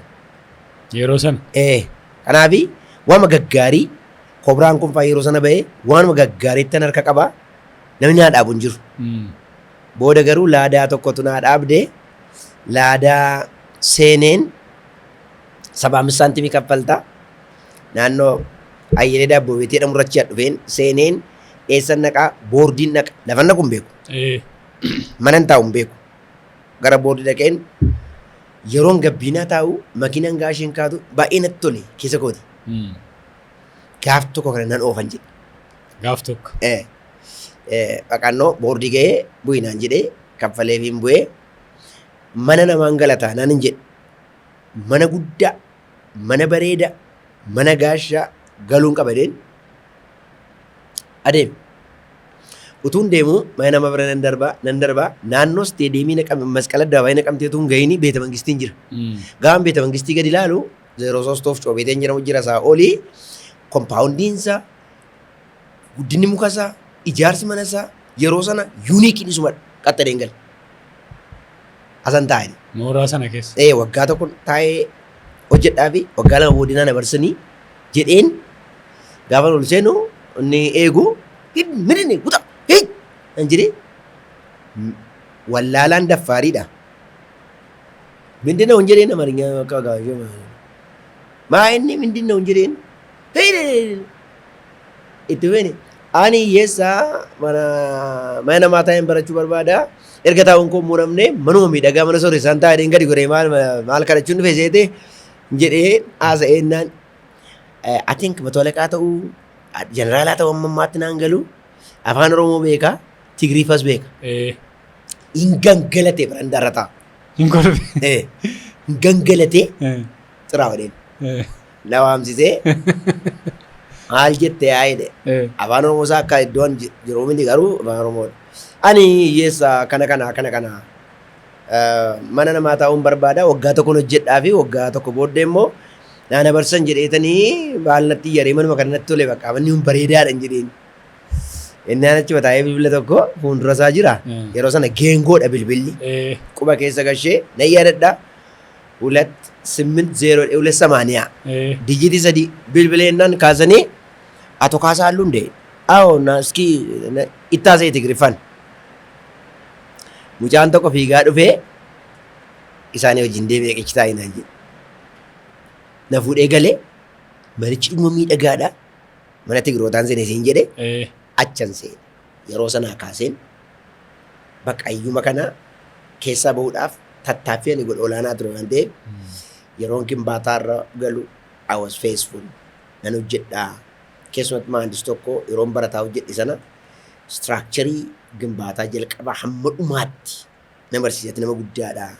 Guduu horkiima keessanii ani siree tokkoon hojjedhee malee homaa waan godheef hin qabu birrii masaa kaffalatee garuu nama jaallatee sanaan na jaallatee achirraan eegalee mastawaatii kana nagadeera cireen galchaa ture seelingii kana iddoo baay'eedhaan hojjedhee wanta konistirakshinii wal qabate konistirakshinii duwwaa utuu hin taane diizaayin gochuurraa jalqabee amma diiteeyilii wanticha ittiin finish gootutti baay'een hojjedhe. Waaqayyo sitti na gargaare. Garuu hojjechuudhuma keessa irrumaa jala barte malee mana barumsaa isaa galtee injinaringii barattee yookaan immoo istiraakcharii isaa iddoon itti baradhe qaba. Garuu ani baay'ee isaa kanan bare kanan hojjedhe hojiidhaan malee jalqaba dhaqee baradhee miti. Hojiidhaanan bare hunda isaa practically waan sana diil godheen bare. Booda garuu diizaayinii fa'aa hojjechuutan ka'e. Awutokaadii kanarratti maalirratti naannoo teekniik iskuulii tokko fa'aa naannoo waayyuu jedhamu mucaa tokko wajjin lama taane inni actually ana caalaa barate garuu hin beeku amma koo bulcha magaalaa irratti eenyi lama taane diizaayin goonee everything finnee hojii sana hojjennee so ammatu na gaafattee inni daawwatu waan sana sittan hima. Namni tokko akkasidha. Manuma mataasaa iyyuu paastariin ofiisaa ijaarrateedha. Dhufa qo'ee. Waan hundumasaa? Waa hundasaa. Kan sararatenyaa qofan qacara. Kan sararatenyaa malee istiraakcharii jiru, konistiraakshanii. Everything. Waan hundumaa iyyuu. Barri koronaa immoo isaaf baay'ee ta'eetu jedhanis dhageera. Ati informaashinii koo kana. Koronaan yeroo nama manatti gashee namni jireenyi bakka du'i kun magaalaa keessa deemee dhaadatu paastarii fi numa ta'ee naan jedhaniiru. Koronaadhaan waaqayyo isaa eebbisu koronaa innaaltu kun natti kolfan. Actually hin jedhamu. Yeroo koronaa waldaan keenya akka carraa ta'ee karaarraa darbee immoo poolis xaabiyaan bukkeedha. Yeroo nama 4 gadi koronaan namni akka waldaa illee jedhamee yeroo jalqabaati waldaan keenya kan sanaaf saaxilamame hin danda'amu ture. Kanaaf dhaabbanni poolisii gatii jiru fachuma bira. Oromiyaa liyyuu hayilee jedhama yeroo sana ammallee hin jiru. Isaan nu cinaa yeroo sana dhaabbate. Immediately dhaabbate waldaan keenya. Baay'ee dhiphannee paastariin tokko ana wajjiniin jira. Akkana walii wajjin teenya teebiliirra gaafa guyyaa 4 natti fakkaata waldaan cufamte. Sanbata isaa uganaan dhufne. Paastar naan jedhee Amaariffa dubbata. በሐዋርያት ሥራ ምዕራፍ 27 ላይ እነ ጳውሎስ ለቀን ተነዳን ብለዋል። አሁን እኮ ለቀን የምንነዳበት ጊዜ ነው። ገረኑ ጌስቴት ኑጌስ የኔ ገዲፈምኔ ሮኦፈምኑዳ ከናፍ ገራው አቀኑ ጌቴ አትመ ኮንስትራክሽን ከነ ቤት ታዋን ዴቢ አቂ መሌዋ ሆጀዱኑ ያቺስ መሌ ዱቢውን ስሪ ሚቲና እንጀዴ ዱጎ ኩን እንደንዳ እንጀዴ ታያዴ ቦሌስ ተኮ የሮ መሰነ ወልረ ኦሉ ናብብሌ ናብብሌ naannoo daduuti adaraa hojii tokkoon qabaa maal egaa kottuu natti agarsiisii diizaayinii isaa mee xaafii kuntaala tokkollee sii bitaa koronaan galee naan jedhee innaanan dhufe ibseef. Laa kun akkas pilaanii fidee dhufe kun akkas jennaan itti baay'ate. Hojiin isaas baay'eedha inni waan inni ibsuufis yeroon isa amma kana ibsee dhumarra gahu innan jalqaba jedhe jalaa. Kanaaf maal ta'a mudhattee dhuma naa qayyastee naan jedhe. ishee rakkanan qabareen wajjin deemnee baay'ee nama gaariidha. Erga dhaqee qayyasee fi booddee immoo kontiraataa nama kan biraa barbaadee magaalaa sana keessaa gara magaazina meeqaa walitti na fidee walumaa gala naannoo birrii 127 ji'a 3 gidduutti hojjedheen. Achi amma turtanitti? Baargii sana iyyuu hin caala. Baay'ee naannoo manaa kootiif yeroo sana suuqii tokko ittiin baneen mana koo finishingii isaa ittiin fixadheen yeroo deebi'ee dhufu koronaan immoo keessaa ba'e labsiin koronaa. Sokkaara. An fixee dhufuuf koronaan immoo hin sokkee waldaa dhufeen dikleer godhee hin bannee ittiin fufee soo yeroo koronaa sana waan baay'ee yaa'u ofii kora darbee amman kan biraa bira dhaabbadhutti yeroo koronaa yeroo irraanfatamne deebi'ee dhufu hin jedhu bargita anaaf jedhee nama kan biraa adibbisu hin jedhu anaaf garuu advaanteejii guddaa ture. Egaa har'oo akkamitu carraan argame konistiraakshanii wayiitu dhufeeti itti fufaa baastariin hojjetaa yeroo qabaa? I don't think so.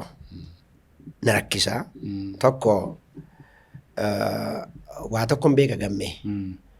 Yeroo waaqayyoo hojii isaatii fi si barbaadeeraa jedhu kontekstii biyya keenyaa qofa miti. An addunyaan kun guutummaan akkan dhaga'u kanan barbaadu dhuguma waaqni waameera taanaan nama dhuguma waaqni waameera taanaan divine calling iseen waaqayyo aangoo waaqummaa isaatiin kana naa goota jedheera taanaan hojii yeroo hin qabnetti hojii yeroo namaan laannetti waamame.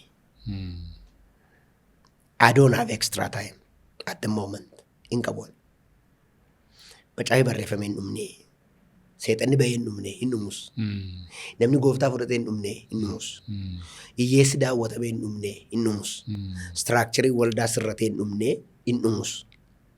Garuu namoonni jireenya isaanii guutummaa waan kanaatiif of hin laanne yoo jiraatanii iddoo isaanii barbaaddatanii booksii waraaddatanii yoo hojjetan dhuguma yeroo qabu taanaan fuula waaqaattis cubbuu hin qabu. Al tokko tokko work ethics keessatti namoonni warri qeesonni kun warri wangeelaawonni kun warri paastoroonni kun taa'aadhuma oolu yeroo sa'aatii 24 hojjetu maal ta'a yeroo kaan iyyumatti of kennuurraa waan garaa garaatti of kennuurraa hojii akkasii hojjetanii yoo of deeggaranii kan jedhan hin jiraatu sana appreciate nan godhaan. Garuu namichi dhugaadhumaa waamame taanaan waan waamame sun waan guddaatti waan waamameef yeroo akkamii qabaanne dhu kontekstii kottanaaf naan galu. Maaliif yoo naan jette ammaanii torban lamaan biyya kanarra deemee leenjii kenna. Konfiraansiin nan tajaajilaa leenjii nan kenna per 2 weeks. Torbee on off jechuudha. Torban tokko waldaan jira, torban tokko nan ba'a, torban tokko waldaan jira, torban tokko nan ba'a. Leenjii gaa'ela irratti nan laadhaa. Leenjii liidarshiippii nan laadhaa. Leenjii dargaggootaa nan laadhaa. Konfiraansii nan tajaajilaa. Liidarshiippii malaan na gaafa jennu immoo liidarshiippiin baay'eedha. Baay'eedha. Maanni leenjiin liidarshiippii irratti laattu yoo naan jette tooppikii hedduudha. Kana keessaa iddoo ta'etti kontekstii biyya sanaatti wajjin kan deemu isuma irratti laata. So wanta spaayin ittiin iddoo ta'e tokkotti akkuma silasiin jedhee takka takka immoo afaanii godhaaf na waamaa. Hojii hamma kanarra darbee yoo akkuma koronaa wanti waldaan yeroodhaaf siisa gootu jedhu dhufeerraan kanafee hin danda'u. Yeroo hin qabu baay'ee gaariidha. Maaliif namoonni takka ammayyuu immoo yoo barbaade bahee deemaa akka isaan hin jenneefan ishee kana kaasee. Kanaan wal qabatee garuu akkasiin kaaftan kanan barbaadu tajaajiltoonni wangeelaa namoonni hojii tajaajilaa keessa jiran ogummaa dabalataatu qabaatanii hin gorsitu waan biraatu biratti beekanii. Eeyyee waan related ta'e utuu beekanii nan gorsa. Keessumatti ogummaan namootaan tajaajiltoota wajjiniin wal qabatu maali yoo naan jettee kun akka silammaa soofnu afaanii kana fa'a. Ogummaan kana wajjiniin wal qabatu maali yoo naan jettee ogummaan kamiyyuu keessumatti warra akka ogummaa fayyaa kana utuu qabaatanii evaanjeliizimiidhaaf waan guddaadha. Waan sana hojjetaa dhugaasi keessa jiru nama keessaa waan dhimma isaaniitii wajjin related ta'e utuu qabaatanii communication yoo baratan maal soosiyoolojii yoo baratan, saayikoolojii yoo baratan, waan qaban cinatti waan biraa yoo baratan, waanuma isaan qabatanii ittiin adeeman sana tumsaaf waan ta'eef ana galgaa'onni otoo ogummaa qabaatanii baay'een deeggara. Ibsaadhuma tokko sookee tokko awutleet tokko laaddoo isaa irratti fiiksi godhachuudhaaf dhaqanii nama bakkeedha waammachuun baay'ee waama common sense barachuu qaban, waan nama gaafatanii barachuu qaban. Namoonni tokko bar waanuma qaban sana qofa danda'u.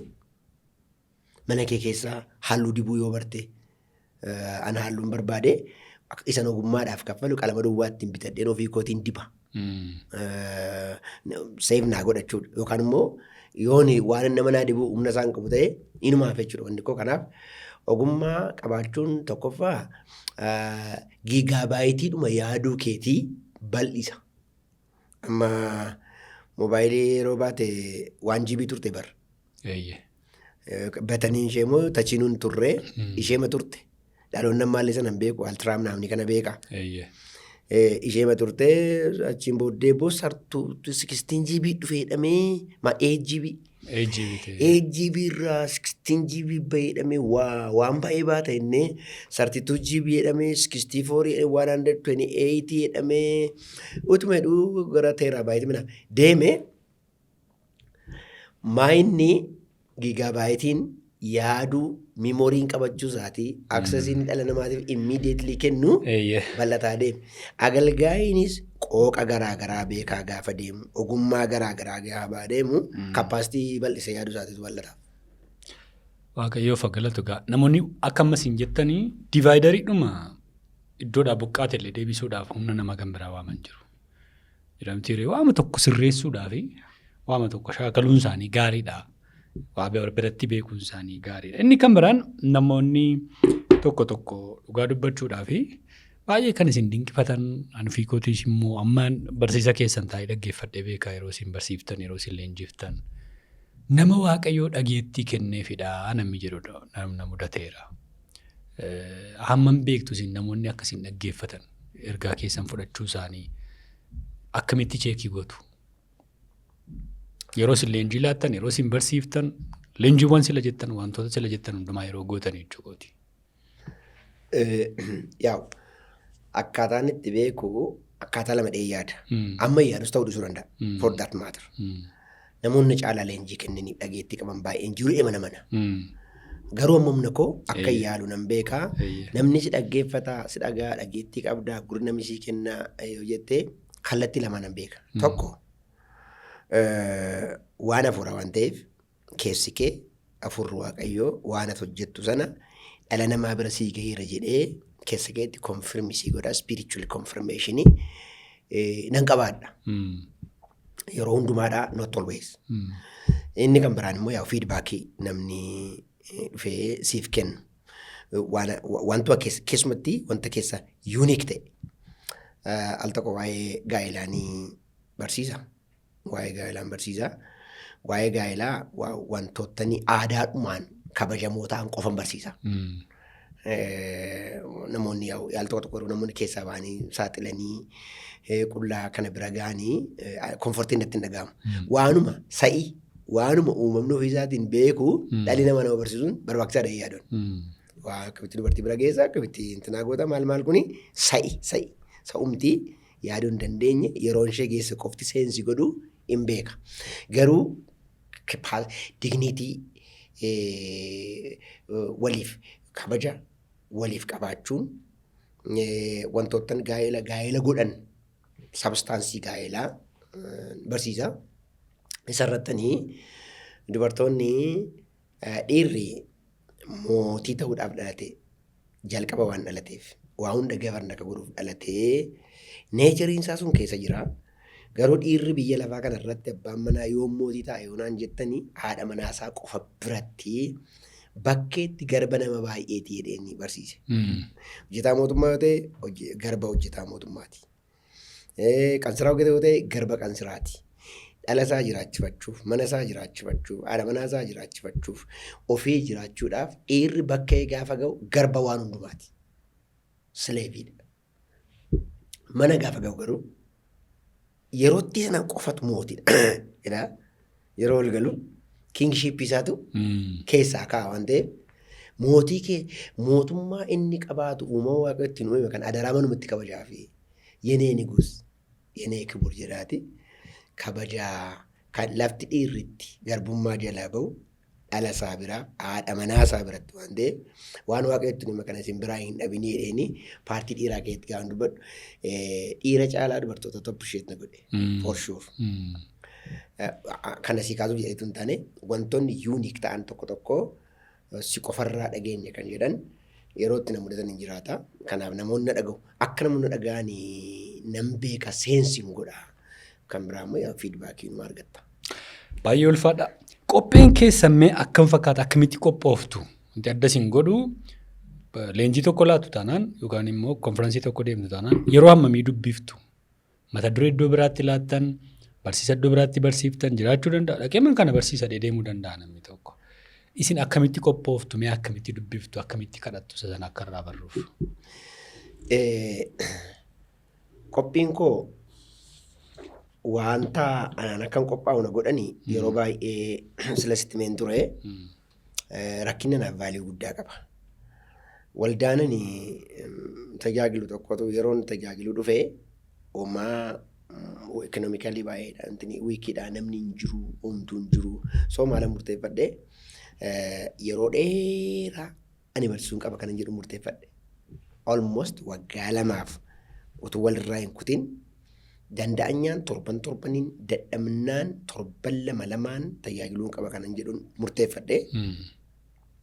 Kanaaf yeroon tajaajilu immoo akkuma midhaan kadhattu gamaa gamanaa hin boccoqu jedhee murteeffadhe. Eessarraan jalqabannaan seera uumaraa jalqabeen amma mul'ataatti barsiisee murteeffadhe. So seera uumamaarraan jalqabee hamma mul'ataatti barsiise. Macaafuma qulqulluu. Qulqulluu. One book, 1 hour principaliin fayyadamee kana qopheessuudhaaf egaa seerri uumamaa eewu barreessee maaltu barreessee bara maal barreessee dhumti. Isa teolojiitti namni haa baratu. Yeroo maanni intenshiniimti seera uumamaa maalirraa barannaa waaqachi keetti maal dubbata uumamaa keetti maal jedha bahuu keessatti maal jedha leewwota keetti maal jedha lakkoofsa keetti maal jedha keessa deebii keetti maal jedha iyyaasu keetti maal jedha abboota firii keetti maal jedha continuously amma mul'ataatti barsiisee keessumatti facaasaa immoo nama 52 filee waldaa keessaa isaan irratti hojjedhe. Utuun sana barsiisu baradheera bargite garuu macaafni qulqulluun ana keessa guutummaan guutuutti jiraate. Utuun sana barsiisu. Sanaaf qophooftan. Utuun sanaaf qophaa'u utuun barsiisu. Utuun qophaa'u utuun barsiisu. Utuun qophaa'u utuun barsiisu.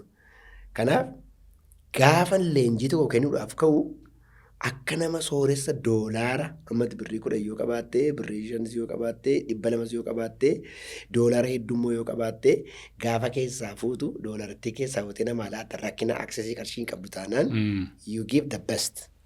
Kana haasaa koo keessatti conversationii keessatti maal imii wantoonni sun na keessa waan jiranii fi sammuun koo tarmii sanaa taanaan yaada waan sanaa taanaan waan olaanaa ana keessaa fuudheesumatu kenna. Malee eessatti akka jedhu laata atteettiin jecha kana keetti mi'eeffadhu laata jedhee gaaf tokko yaadeen beeku. Yaadeen beeku. So karaa kan biraa nan dubbisa. Baay'een dubbisa. Yeroon dubbisu an mana shaayii taa'ee nan dubbisa. Tosi hojiin teenyaa soofnu moobaayilirraa ta'uu taabiikorraa ta'uu macaafa harkatti baadheen deema durna beeku naqamteetti macaafa baadheen deeman harkaan bu'u inuman dubbisaa. Nyaatuma wayiitiifam dubbisa malee ani kanarraan boora akkas jedha jedheen dubbisa miti. Dhimmuma kun nyaadhaa sun qophii tokkodha jedhee yaada. Waaqayyoon nan kadhadhaa gatii na keessa jiruu fi yeroon jilbeenfadhee waaqayyoon gaafadhu waa'uma ta'etu na keessaa kiliik ta'a jechuma tokko naa dhufaa yeroon barreessuutti ka'u hundumatu toora galee barreeffama sana booda leenjiin irratti kenna. Waaqayyoof haa galatu. Inni kan biraan baay'ee namoonni isinitti dhiyaatanis kan isaan isin dinqifatanii keessattuu amma waldaa keessa jirtan irratti dargaggoota irratti baay'ee hojjettu jedhani. Maaliif gara dargaggoota irratti xiyyeeffattani?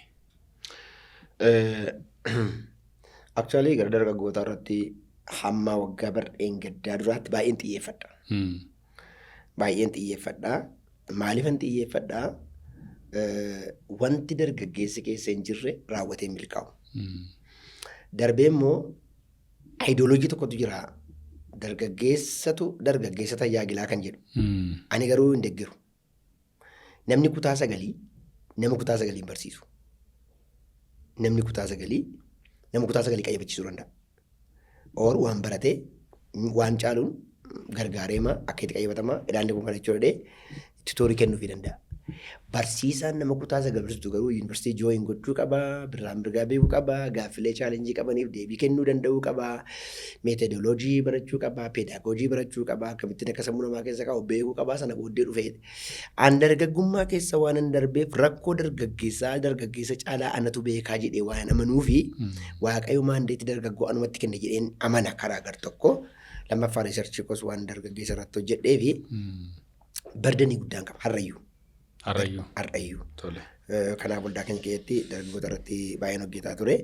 Kanaafan dargaggeessa mucaa baay'ee genuine ta'e naa ol baqqalee jedhamu utuu inni hin fuudhin gara paastorummaatti waldaa keenya dhimma dargaggoota kanaatiin wal qabanneetu kan finnee baay'ee mucaa hojii hojjetudha.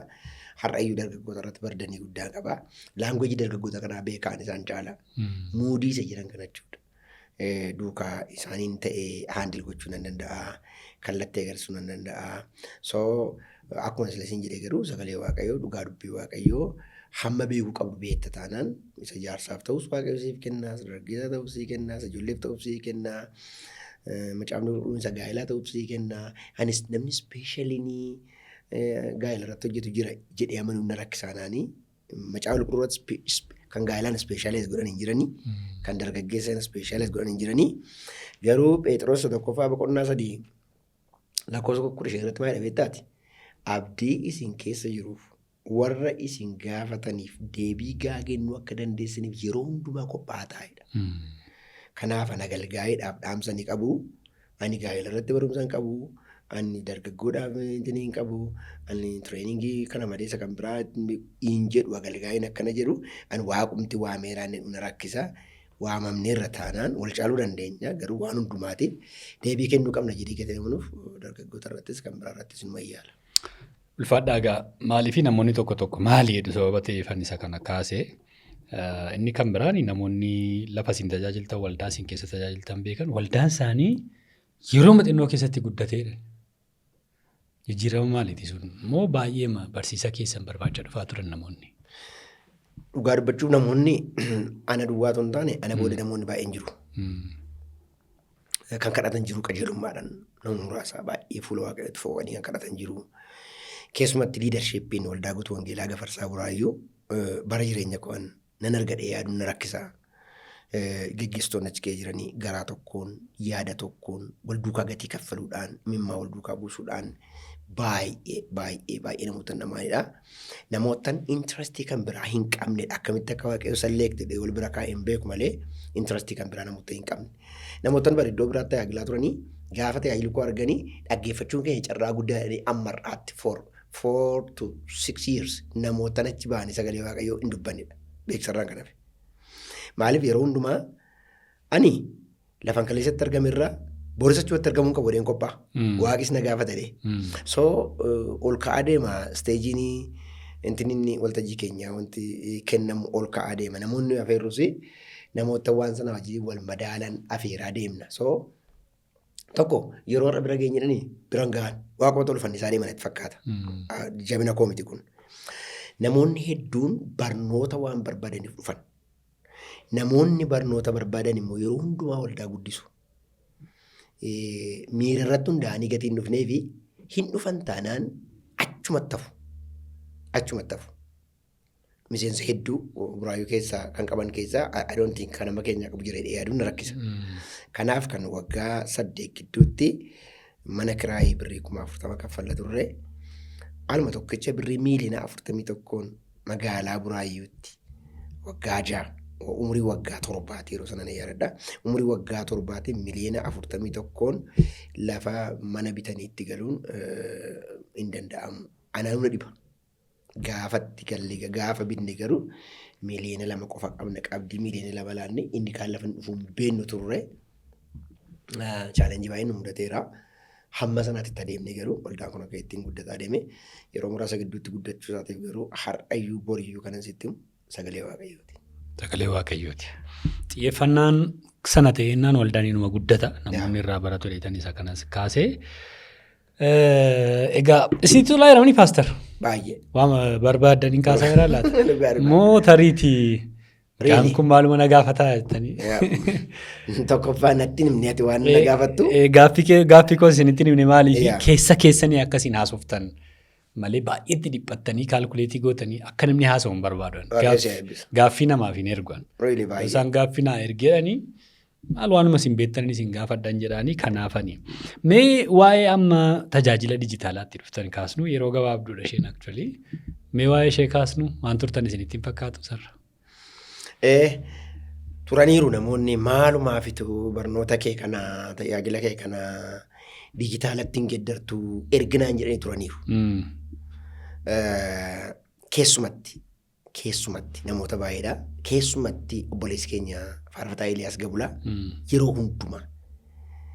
yeroo hundumaa maaloo tasfuu anamma kee hin beeku na beektaa garuu ammatti dhuman qabadhuuni waaqayyo xinnoo ani qabu hin tuffatu waan ta'eef isheen qabadhe namoonummaadhaan ba'a. Ati garuu shaayii buna gaafa jennu qoosaan ati nu wajjiniin teessee qoosaadhuma. Ati qoostu dhala namaatiif vaaliyuu guddaa qabaa. Maaluma taa'ee as baatee yeroo hundumaa jedhee dadhabe. Really. Garuu mucaa tokkotu isa dhumaa na dirqisiise. Amma isatu kaameeraa kana maal kana kiraayii fuudhee fidee na waraabaa. Suraafel jedhama. Mucaa waldaa keenyaati. Paaster jedheennan facaasaa dhufanii kaameeraa kiraayii fudhadheen dhufee si waraabaa. Tiktookiimaaf waan taatu waan immoo ji'a tokkoof ta'u alma tokkoon barnootumaa laattaati facaasaa adaraana eegedhe.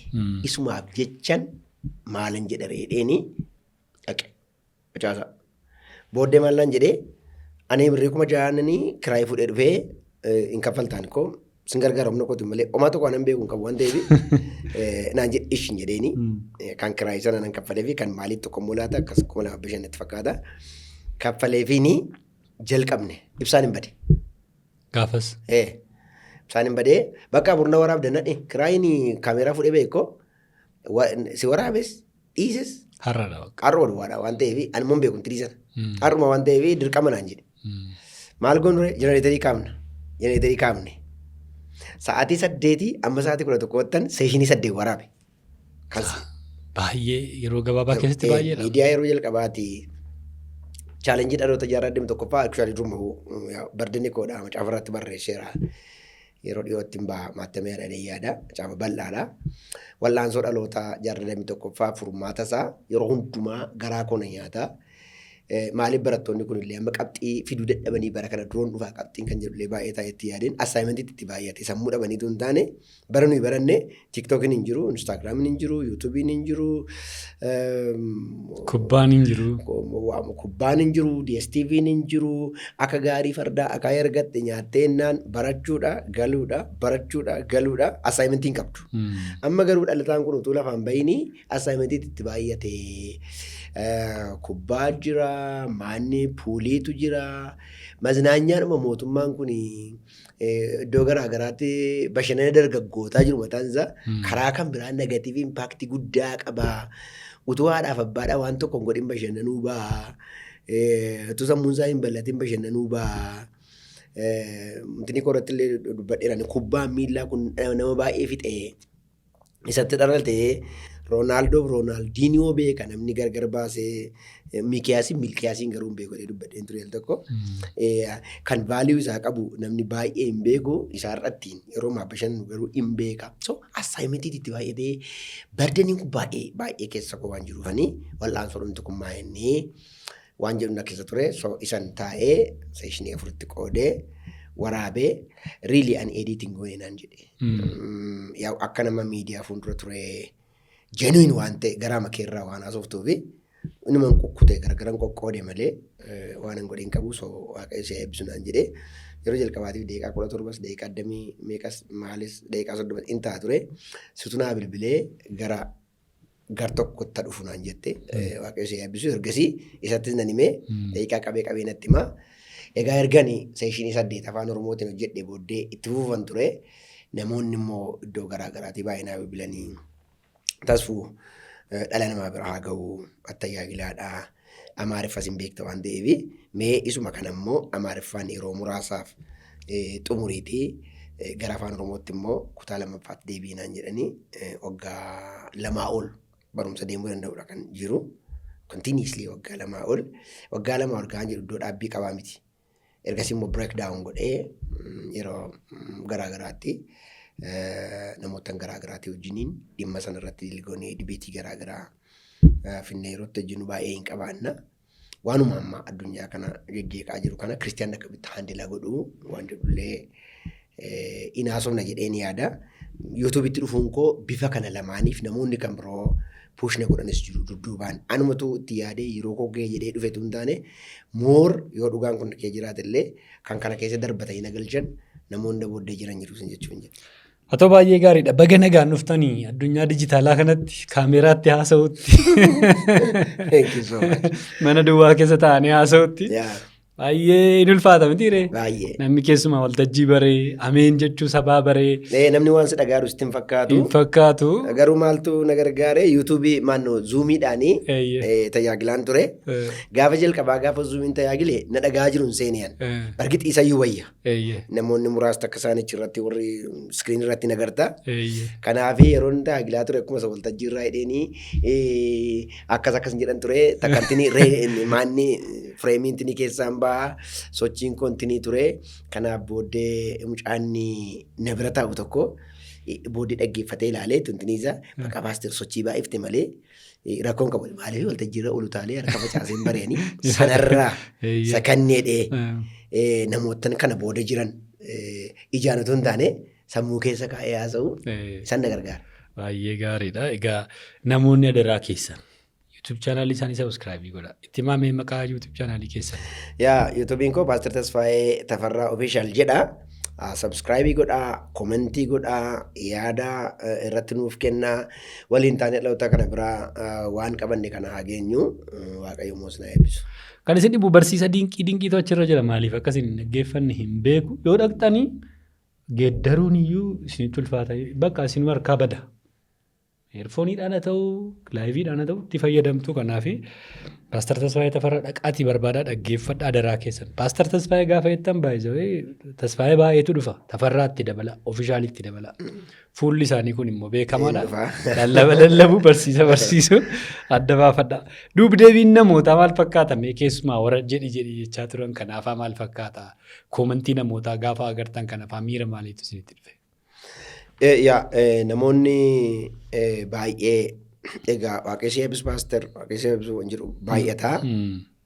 Koomentii achirratti negatiivii koomentii hin agarree namoonni keessaan inbox naa godhan garuu baay'ee waaqayyo isaan eebbisu. Hamma malee hin turteen guyyaa fattee jabaadhu paaster kan naan jedhan jiru. Namoonni immoo kallattii mannaa bilanii karaa kan biraas ilaalii waan tokko irratti keessumatti identity crisis irratti wanta dubbadhe irratti namni eenyummaa isaa argateera kanan jedhe irratti qeensi kan namaati, nyaarri baalleen ijaa kun kan namaati, rifeensi kun kan namaati baay'eensaa, kismootiksiin kun kan namaati. Obboleessi tokko kaadhimmaa qaba ture.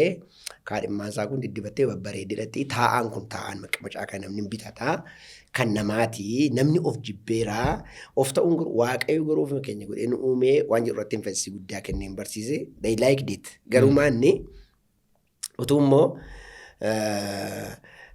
sun akka jiru ta'ee otoo immoo namni konteksti isaa eeggatee babbareeduun dibachuun Matsaaf Qudus akka ta'e muutuutti dabaltee kan jedhu obboleessi tokko Ameerikaadhaan haa'uulee baay'ee na jajjabeesse. Anis beekaa sana ani waan waxaa'eef waan identity crisis keessa nama galchan haasa'e malee Macaafa Qulqulluun gaafa soomtan iyyuu akka soomtan namni hin argin jedhamaniire. Aroonnoo maaliif akka namoonni bara kana gammeessu mana sitti maa booddeellee barumsoo keessan dhufa maaliif akka gaara irratti ba'anii kadhatan anaaf naan galu. Gaara irratti ba'anii. For sure. Maaliif akka viidiyoo waraabamaa akka kadhatan namatti himan anaaf naan galu. Macaafa Qulqulluutu keessaa kutan ta'e beeku malee namicha todhanii biyya Arabaati. I think Saudi Arabia ta'u or somewhere bichaa biyya Arabaati. Faabrikaan biiraa dhugamuu dide. Amantiinis wal qabatee maalis wal qabatee hin kassare. So maala goonuu jennaan advartaayizarii beekamaa biyya Ameerikaa jiru jira birrii doolaaraan kaffalleefinne yoo innas tawaawwaqee yoo inni beeksise namni dhugaa jedhamee jennaan isa waamanii jennaan yaa dizaayinii kenneen maa inni biilboordii guddaa irratti nama kufe tokko kaasaati. Achitti biiraatti qabaati itti qabee achi namichi biiratti unatee ol jedhee dhaabatee harkaan of danda'ee dhugee zan isa akkatti biiraa baay'ee qabatee hiwujii nama manaa gadii ta'e jaayaantii guddaa ta'e namichi. Biiraan akka nama godhaa kan jiru hojjechiisee dhaabee square publikii hundumaarra ittumaa dhiise namni. Tootaalii dhuguu dhiise harmala.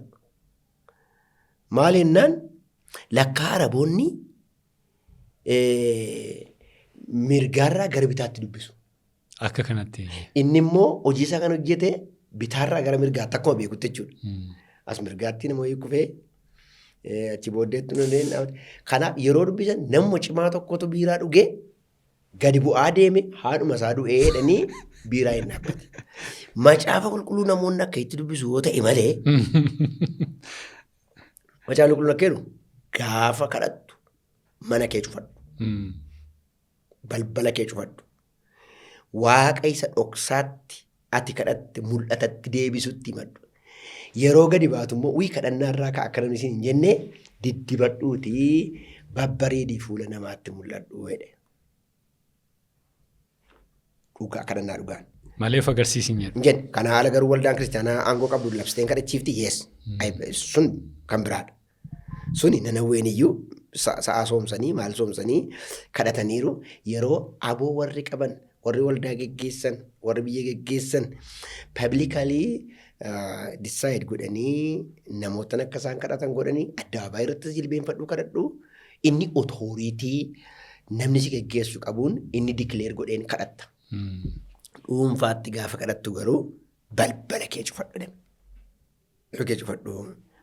So Maalifan kana wal si qabsiisee namoonni akka isaanii coolli ganna deemne diddibachuu akka isaan qabanii biyyootii qabdu uumamaan waaqni sii kenne babbareechattee adeemuun wayyaa kee miiccachuun keessumatti gubaa'ee keessa gaafa teessu nama baay'ee wajjiniin teessa ilkaan kee miiccachuun namni akkasitti hin jeeqamne kaalsii kee miiccachuun waaqeffachuu dhufee sababa keetiin waaqeffannaa dhabee akka hin baane personalii haayijiinii ofii eeggachuun isa olaanaa akka ta'e nan beekaa garuu komentii inni naaf kenne kanasitti dabalii tasfishii malee namoonni ciraadhuma isaa waanuma waa ofitti arguu hin qabne akka hin fakkaanne kan jedhu komentii naa kenne I appreciate that. Anis asumaan namoonni kana dhaggeeffatan yoo jiraatan kontekstii isaa kan eeggateen bareedina ofii eeggachuun isa olaanaadha.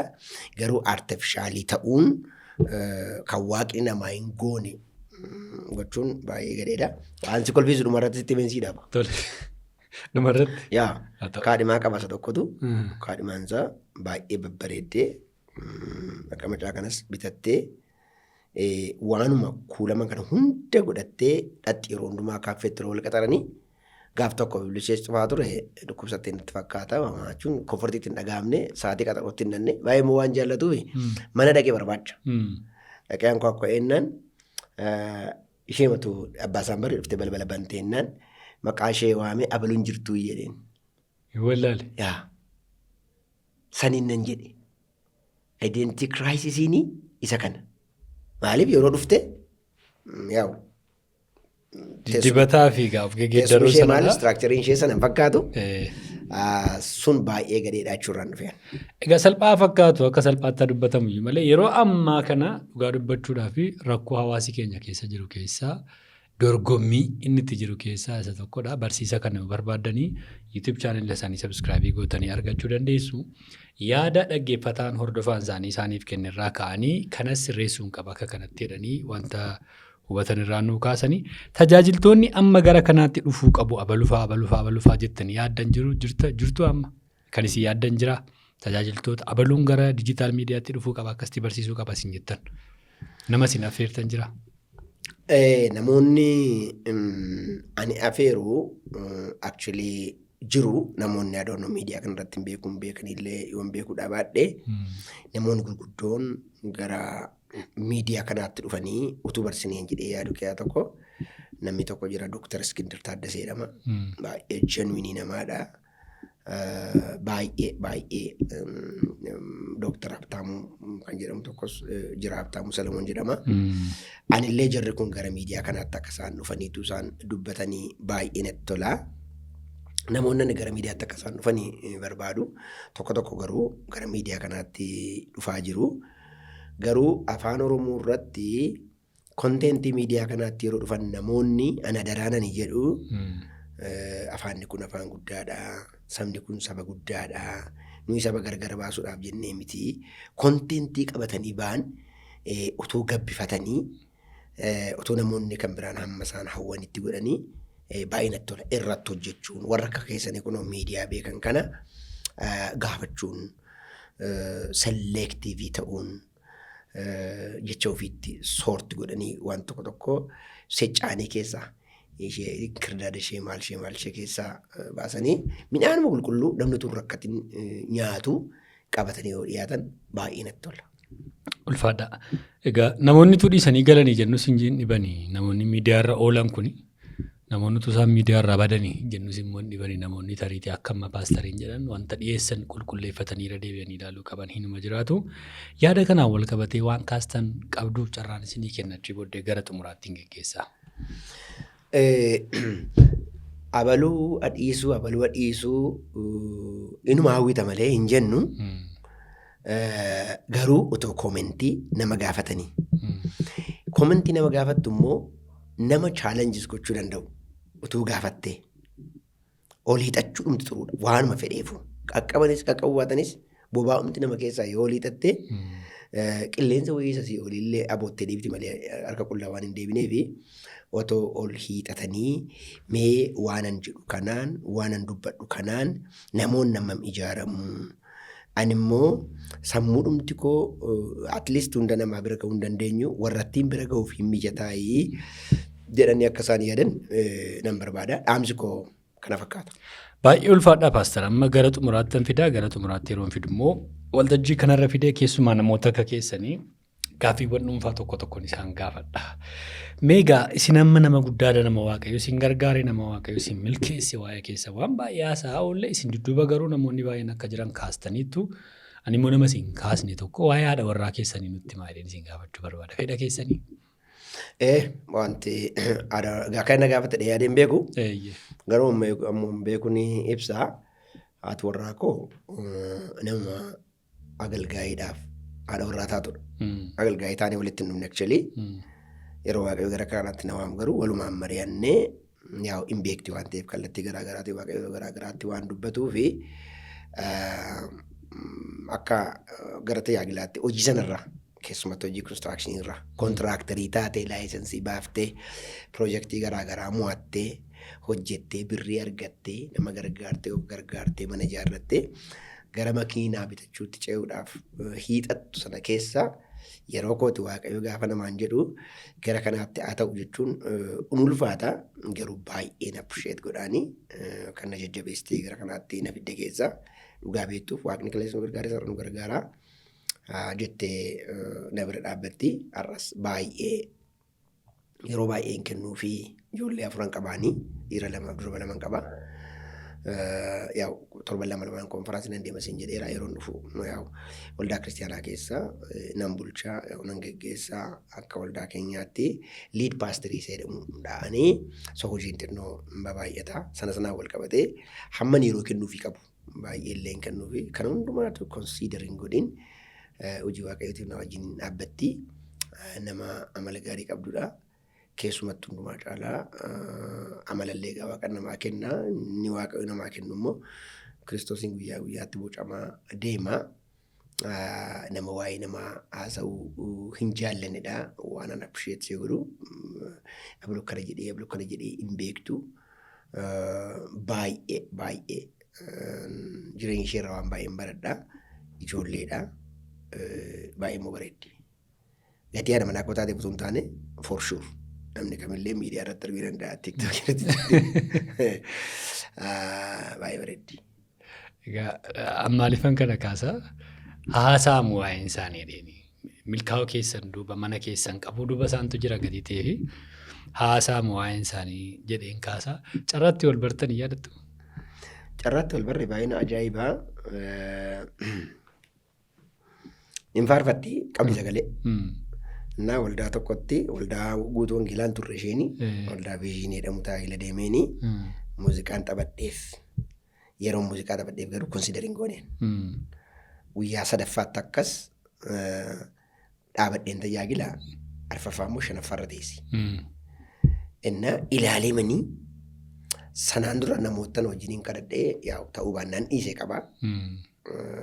Yeroo jalqabaa kun turre isheenii anatu isheef nama jalqabaa ishee ta'u anaaf anatu ishee nama jalqabaati malee anaaf jijjiiru. So ilaaleen garaan koo waan isaan beeku akkama kan ta'e amma sitti himu hin na'e ta'e hin gammade ta'e haroonnu. Himajee qabe. Garuu waa ta'eera. Sana booddee inni mucaan daalamu dhabu tokkotu jira. Erga sagantaa turree booddee inni sagantaa eeggataa ture. Waldaa sanas isa tuliit godha actually. Indaaluu mucaa deemtuun iddoo akkasii akkasittiin teessee wayyaa akkasiifattu eeguudhaan jedheen maalii muuziqaa taphattee fi sooloo farfattee gadda ishee madhaa akkamitti wallaaltee nan jedhe akkasii eeguudhamti maqaan ishee innaan nagahee dhamtii naan jedhe nagaheedha maqaan ishee. Nagahee. Maqaan nagahee naan isin jedhe kanuma fuudhan jedhe hin sobdaati naan jedhe. Mucaa tokko maqaa dhaheetu kana baluun dhiifte isheen fuutu naan jedhe. Ayyaana fuudhan jedheen. So attam godhannaan saat 8 naa waam jedheeni saat 8 waldaatti waamne muuziqaa mana taphataniitu faarfannaadhaaf seetee dhufte isheeni yeroon dhufee har'aa akkas si waamne faarfannaadhaaf miti si fuudhuun barbaadee. Gaafuma sanaa kun? Yes. Gaafa sanatu hin taane. Guyyaa biraa? Guyyaa torbee isaatti fakkaata. Innaa sanbata waaree wal saat 8 innaan naate namnis gaa'ilaaf nan gaafanne anis gaa'ilaaf hin geenye waan akkasii kana yaades hin beekutti okay bakka adiisin jedhe kanumaan dhiibne guyyaa kan biraa garuu wanti sun garuu irraanfachuun dadhabee maaliifii naan jette hin beeku jedheen okay amma yoon ka'ee sitti erumee erga erumanii booddee maal ta'uu naan jette anis fuudhee gatiin hin beekneefi. Beeku waan ta'anii garuu achumaan fudhamni dhalli namaa wal fuudhaa akkas akkasii wanta namni ta'uu ala wanta ta'amu hin jiru hin jireeni walii galletti walii galle. Soorratti walii gallee haa kadhachuutti kaanee waaqayyoon gargaaree gara gaa'ilaatti dhufnee waan tokko qabu ture timeera kana jedheenii yeroo sana piroosii tokko biyya alaan baay'een waan qabu hundumaa baballeesseen ture homaa hin qabun ture. Homaa akkan hin qabne utuu beektu natti heerumtee guyyaa alfuunee kaafnee garuu waaqayyo baay'ee nu guddise. Akkaataa kanatti wal barre. Waaqayyoof galatoomii si kabajna si jaallanna jedhaati jaalalaaf kabaja keessa sabii kun isa dhaga'u itti hima. Thank you nagoo akkaataatti walitti dhufnee akkuma dubbadheedha ati immoo sanaa ol beekuu dandeessaa. Baay'een si jaalladhaa baay'een si kabajaa hojiin hojjedhu kan hundumaa keessatti yaambassaa'uun dirshaadha warri kaanii qooda olaanaa sumatu qabaa. Ijoolleen koollee naaf yaad yeroon akeekaanii fi arjummaan baay'een isin kabajaa waaqayyo isin haa eebbisu. Naa guddadhaa. Waaqayyoof galatu namoonni waa'ee maatii isaanii gaafa dubbatamu namatti tola afaan isa kana isinii kaase. Gaaffii addaa tokkoon isin gaafachuu barbaada. Iyyesuus yeroo jedhamu namoonni tokko haasaadhumatti fakkaata jechumatti fakkaata tokko tokkoof jireenya tokko tokkoof jabina. Paaster Tasfaayeen Iyyesuus gaafa jedhu gaafa namoonni jedhan fiilingii akkamitti dhaga'ama bakka akkamii qabu akkamitti ibsu jecha kana. Gammee ulfaataadha gaaffiin kun. Maaliif ulfaataadha? Waan bara jireenya keenya beennee bira hin geenyedha. Waan fayyinaaf nuu ta'u barreerra. Waan fayyinaaf nuu ta'u barreerra. Yesuus Kiristoos calqaba kan hin qabne xumura kan hin qabne akka ta'e waaqa kan ture. Ilmaan namaaf jecha nama kan ta'e nama keessaa immoo bifa garbichaa kan fudhate akka ta'e kan hin beekna. Amma mirga abbaa ulfinaan akka jiru hin beekna. Garuu mirguma abbaa jiru ulfinaan gaafa jennu staatasii dhumti kunii maa inni ammam gaasee dhubee kun ulfaataadha. Yeroo hundumaa Yesuus gaafan jedhu nan sodaadha. Maalan sodaadhaa? Kanan beeku caalaa kan hin beeknetu caala. Maqaadhuma kana dhaachuudhaaf tokkoffaa achumaa dhufa keenya nuuf hin malu. Nuuf hin malu. Waaqumatu immoo nu jaallatee warra hin malle warra diina turree nu jaallatee kan isaan godhate. So Yesuus gaafa jedhamu gammachuu sodaan natti dhaga'ama. At the same time I feel happy garuu immoo sodaa. Nan sodaadha gaafuma namoonni qodaan lafa buutee maqaa kanadhaan illee ani baay'een sodaadha. Faarfannaa hedduu irratti baay'een sodaadha. Baay'een sodaadha. Hojiin hojjeteef waan gooftaan ta'eef waan nuti namoonni waa'ee isaa jedhanii faarfatan ani baay'een sodaadha. Baay'een sodaadha. Namaan hin faarfatanaan jedhu jechatti kana fayyadaminaan jedhu garuu nan sodaadha. Innaa garuu waan nuyi hojjechuu hin dandeenye hojii Kiristoos hojjetee gaa oli waan ta'eef Waaqayyo nu jaallachuu isaatiif karaa Kiristoosiin konfidensii guddaa waan qabuuf immoo gammachuu guddaan itti dhaga'ama. Waaqayyoo fagaratti maqaan kun akka dubbatamu hin barbaada waltajjii kanarratti dhimma namaa haasofneerraa dhimma keessan haasofneerraa Yesuus maqaan jedhamu kun akka ka'u hin barbaada waltajjii kanarratti kanaafan isa kaasee namoonni isaaf bakka akkamii qabu isa jedhus baruuf hin barbaada. Paastariin yeroo aaran maal godhu?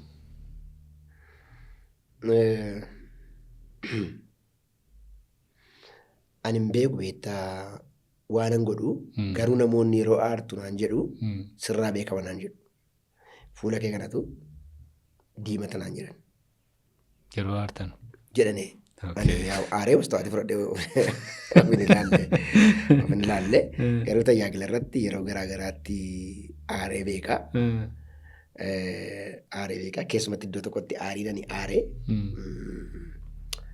Aariidhanii aariifti hin fakkaatin. I don't know. Asitti dubbachuun qabatee hin beeku malee baay'een aaree. Maaltu na aarsee nama na wajjin tajaajilu tokkotu irraaja. Obboleetti tokkoon toora 5ffaaf 6ffaarra teessi deemtuudha. Namoonni dhaggeeffata kun beeku iddoo isaati wajjiniin. Maqaa nama miidhagina ta'uun gaarii miti malee. Ati isheen achi jirtu tuni ka'ii kottu meedhee hin kaatee yeroo dhuftu hankoo addana miti jedhaa kottu jedheen. Hankoo addana miti jedhaa dhuftee pulpiitii bira geessee hanganaan ka'uudhaaf jedha. Jechuun pireedii seeshinii lammaffaarraa dudduban ta'a. Yeroo isheen achi geessu bareeddi baay'ee xinnoodha. Baay'ee bareeddi. Extremely bareeddi. Namoonni baay'een gaa'elaaf si gaafatu biyya kana keessaa nama tokkoof akka ishiin jennee biyya Ameerikaatti heerumtaa achii si gaafata buddeenni kee achidha siin jedha Waaqayyo jedheen. Ani taa'ee haala ammayyeessi biyya kanaa yoo fuudhee isheen bareedduun fuudhuu isoo birrii qabutu bareedduu fuudhaa yaadee utoo akkas ta'e gaarii ture. Garuu paastariin waldaa sana na bukkee taa'u hin na'etu hin taane utuu du'i jiraatee gaafas du'ee hin jaallata ture. Harkaan dhaqabee Yesuus sin paastar Tasfaayee maal godhanaa jedhe maa inni jedheen abbaa manaa qabdii kan obboleessa koodha mucaan kun abbaa manaa qabdii ijoollee 3 qabdii laa abbaan manaa ishees keessa ranaan jedhe. Guyyaa sana haari'anii haaree. Sabni beeka kana. Why not? Hin beekan mayin. Yookaan lafa ganna nyaatu yookaan samii kana xoolna nyaatu lafa lixuun dhabee. Innaa yeroon aaru akkasan ta'edha jettaan. Yeroo gaafa sana barbareen ta'edha. Diimadhe. Innaa dhaqeetti miidhagoo kan biraa akka hin humneen gaattiin jennaan ka'ee dhaqee gurra isaa irratti tasaasee abbaa manaa qabdii ijoollee 3 qabdii as gidduu jira abbaan manaa ishee akka ittiin pulpitii qabatetti as jechuus hin dadhabe. Tajaajilaan sun. Hin kadhanneechuufis akka isaa wallaale. Galagalee garuu akka ittiin gaafane ilaalu ani hin jiru. Sana booda paastar Tasfaayee wajjin hin kadhanne. Shumaan ol ka'een gubaa'ee gidduu rakkina guddaa uumtee hin kadhanna naan jettaa? Idee sagalee koo lukaaseen hin kadhadhu inni sokkeen. Sagantaa marratti. Sagantaa bakkeedha. Sirriin godhe ta'e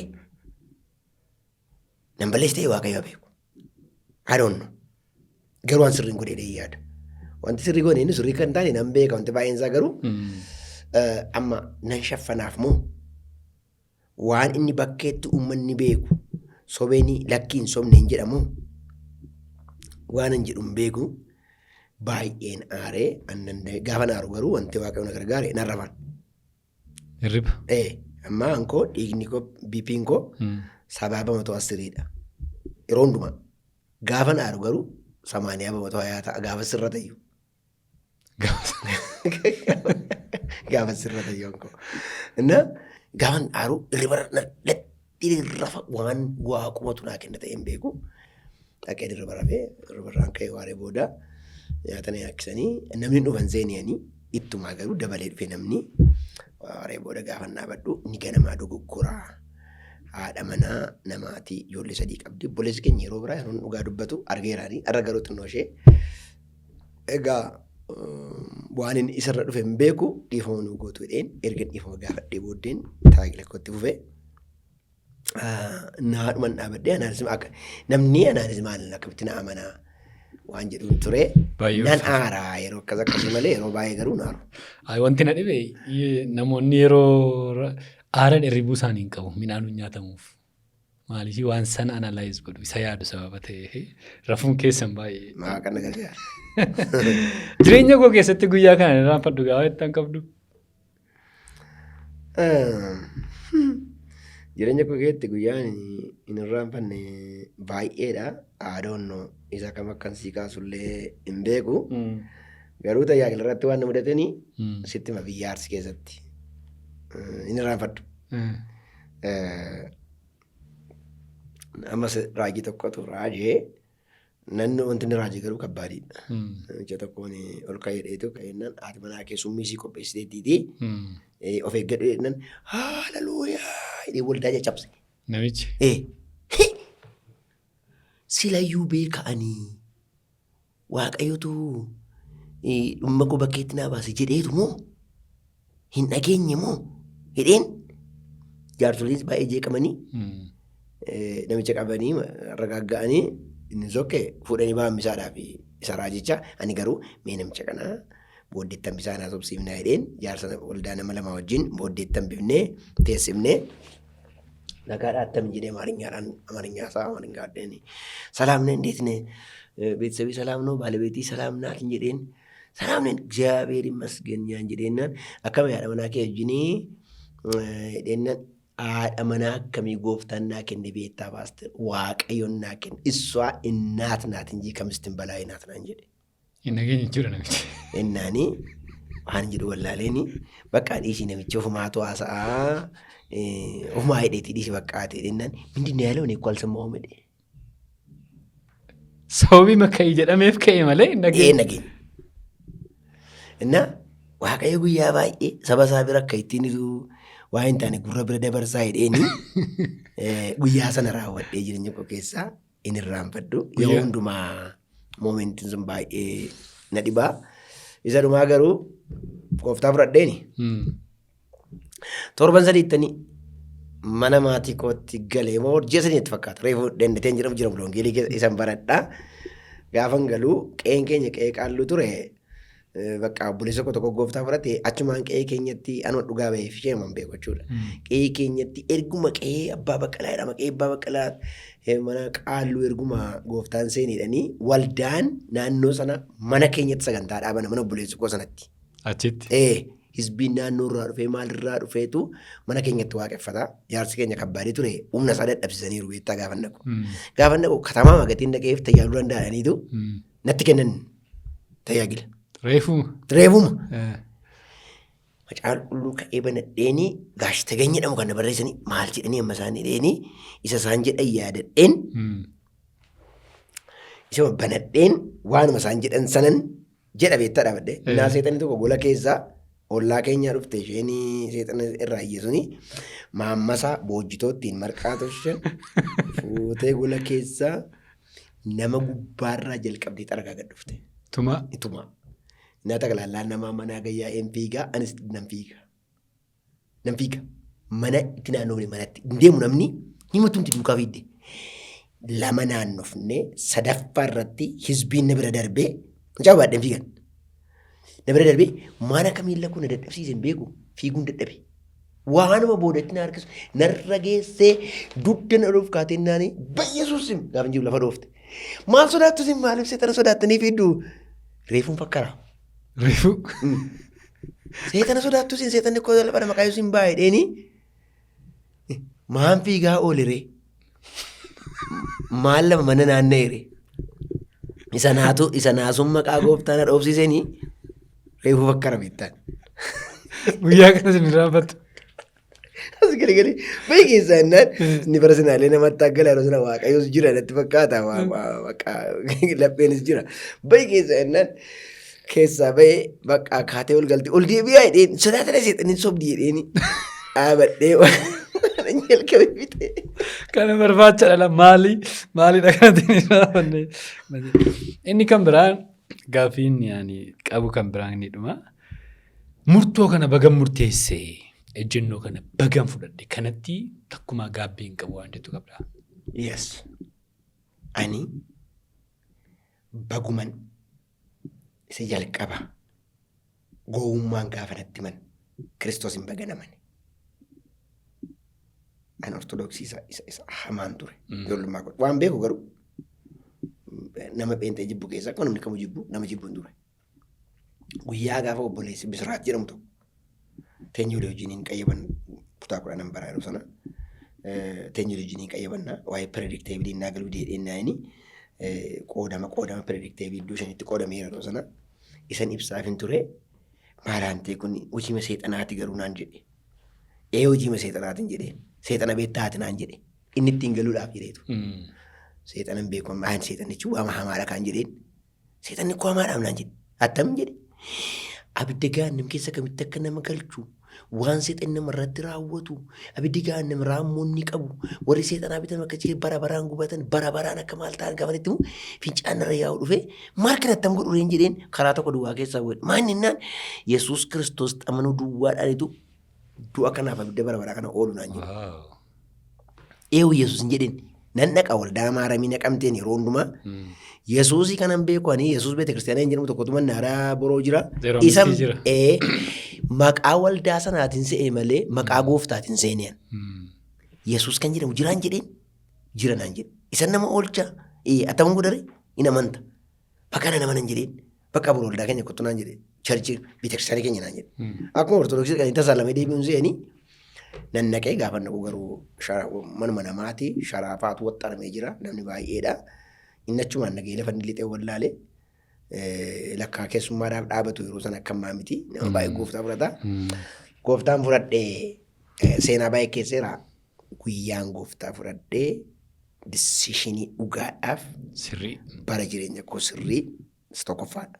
Lammaffaan guyyaa waaqayyoo mana isaatti na tajaajiltee na waame tajaajila kanaan murteessuun koo murtoo gosa sirriidha.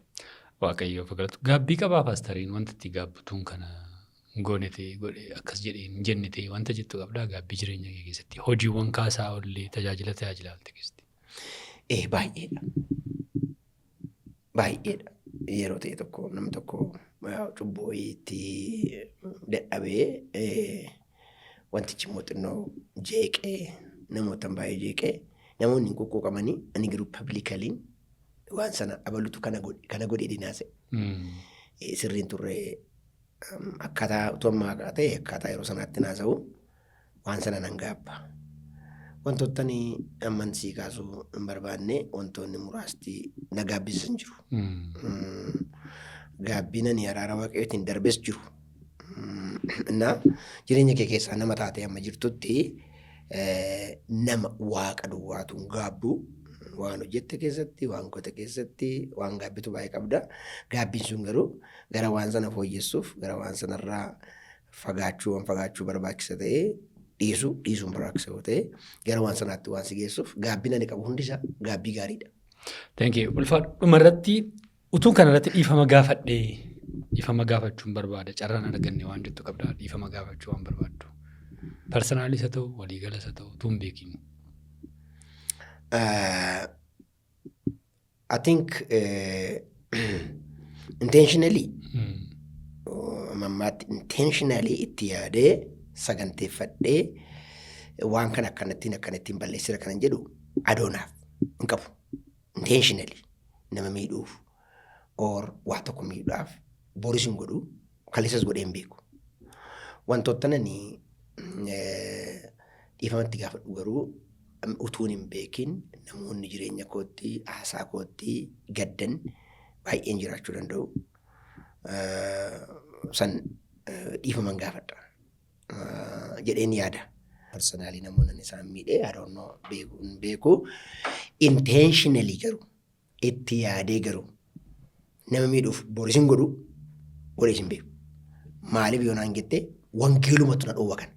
Intenshiniin keenya hamma dandeenye dhala namaa hundumaa karaa kiristoosiif nama gochuu qofa.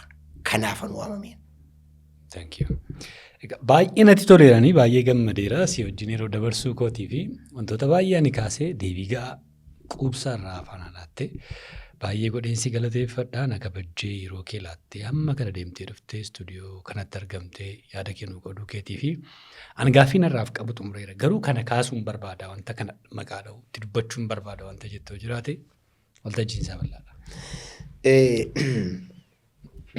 Ani waa baay'ee kaasuu nan danda'a yeroo biraa waaqayyo yeroo nuuf kennaa yeroo garaagaraatiif haala garaagaraatiif wal agarra jedheetanii yaada atis waaqayyo si haa eebbisu. Buddusee miidiyaan kun hojii guddaa hojjetaa jira. Nan argaa intarviiyuu garaagaraa namootaniif gootu irratti waanuma gara Kiristoos nama butan waanuma dhala namaa jireenya jiraatu jireenya qixa qabuuf jireenya rooga qabu jireenya hiika qabeessa akka namni jiraatu fedhii qabduu fi ogummaa waaqayyo si kennirraan intarviiyuu kee gara ati irratti luuccessitu deemtee Kiristoosiif hojii Kiristoos fixe irratti xumuruu deemtee dhalli namaa vaaliyuu inni qabu vaaliyuu isaa eeggatee gara dhugaatti akka hin deemu gochuu ittumaa immoo namoonni afaan Oromoon kun saba bal'aadha. Miidiyaa kanarra namoonni akka jiraatan impaaktii guddaa akka fidan karaa hojii taanaan karaa biizinesii taanaan karaa tajaajilaa taanaanii kallattii ittiin dhaabbataniini dhiibbaa gaarii hawaasa kanaaf akka isaan godhan namoota appreciate gochuudhaan waamuudhaan sarchi gootee diiggootee fiduudhaan hojii hojjettu baay'een argaa. So namoonni lasumaan tokko waan si gochuu qaban akkasii godhan. Akkuma sileettee yooma waa gochuulee dhabanii namni dhaggeeffachuu duwwaatu hin taane waaqayyo na gaafata waan dhaggeeffadhe kana tolan dhufne let me subscribe it. Subscribing godha. Maal ammaa batanii tokko tuquuni ani baay'ee na dhibe ergan gara miidiyaatti dhufe ani waan tokko yeroo dhaggeeffadhu waanan dhaggeeffadhu sanaa fi ani immoo namicha kanaaf deebii maaliin kenne jedhee subscribing godhan. Utuudhuma konteentiin namichaa rakkina qaba ta'eeyyuu ani rakkina irraa baradheera. Okay? Salamoon akka jedhe maasii nama dhibaa keessa darbeeni ogummaa argadhe. Maasii nama dhibaa keessa ogummaan argatta? Ogummaan argate garuu dhibaa'ummaan wanta nama irratti fiduu argate jechuudha. Maasii nama dhibaa aramaatu keessa guute, dhagaa keessa guute, dallaan diigameera.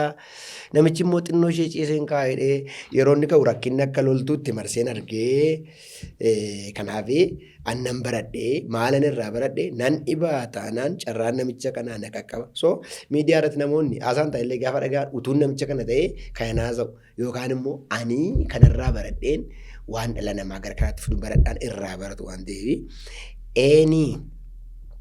waan namarraa argadhu tokko yoo xinnaate subscribe kootiin deebii kennaaf jedheetan godhaanii asumaan Buddusee miidiyaa kana subscribe akka isaan godhan kana saba kanatti munan barbaada. Ulfaadhu. Baay'ee fayyaatee galatoomi. Guddaan si galateeffadha maqaa daawwattoota kanaatiin. Thank you. Waaqessi haa eebbisu gamme. Thank you. Egaan kabajamtoota daawwattoota keenyaa Paaster Tasfaayee Tafarraa nama dinqii seenaa bareedaa qaban waa'een isaanii baay'ee bal'aadha. Garuu yeroo mata dureen keessaa faala kanaan akkas dhaabne kanarraa kanaaf immoo gara fuulduraatti mata dureewwan jajjaboo barbaachisoo keessumaa yerootti hawaasa keenya gidduutti dhalatan irratti wal arginee isaanii wajjin marii babal'aa hin taasisna. Dubbii isaan haasaa oolan keessaa diiguun gadi fageessanii haasawaa wantooti barbaachisan baay'eetu jiru. Hubee baay'ee akka isaan qaban beekumsa baay'ee akka isaan qaban argineerra. Akka isaan irraa baratan akka jaallatan abdii guddaan qaba. Jaallachuu keessan akka isinitti tole immoo komentii irratti nu barreessaa. Kanuma wal qabatee anis irra deebi'ee subscribe godhaa, share godhaa namootaaf qoodaan isiniin jedhaa. Nu jajjabeessuu keessanitti oofaa kanneen dhaabbata qabdan bakka hojii qabdan isinii akka beeksisnu barbaadan immoo nu bilbilaa. Kanarraa kan hafee namoota na wajjin jiran ogeeyyii na wajjin jiran wajjin gammachiisuun mataa Booranaan ture yeroo kan biraa keessummaa kan biraa wajjin hanga deebinee wal agarrutti nagaa waaqayyootiin tura.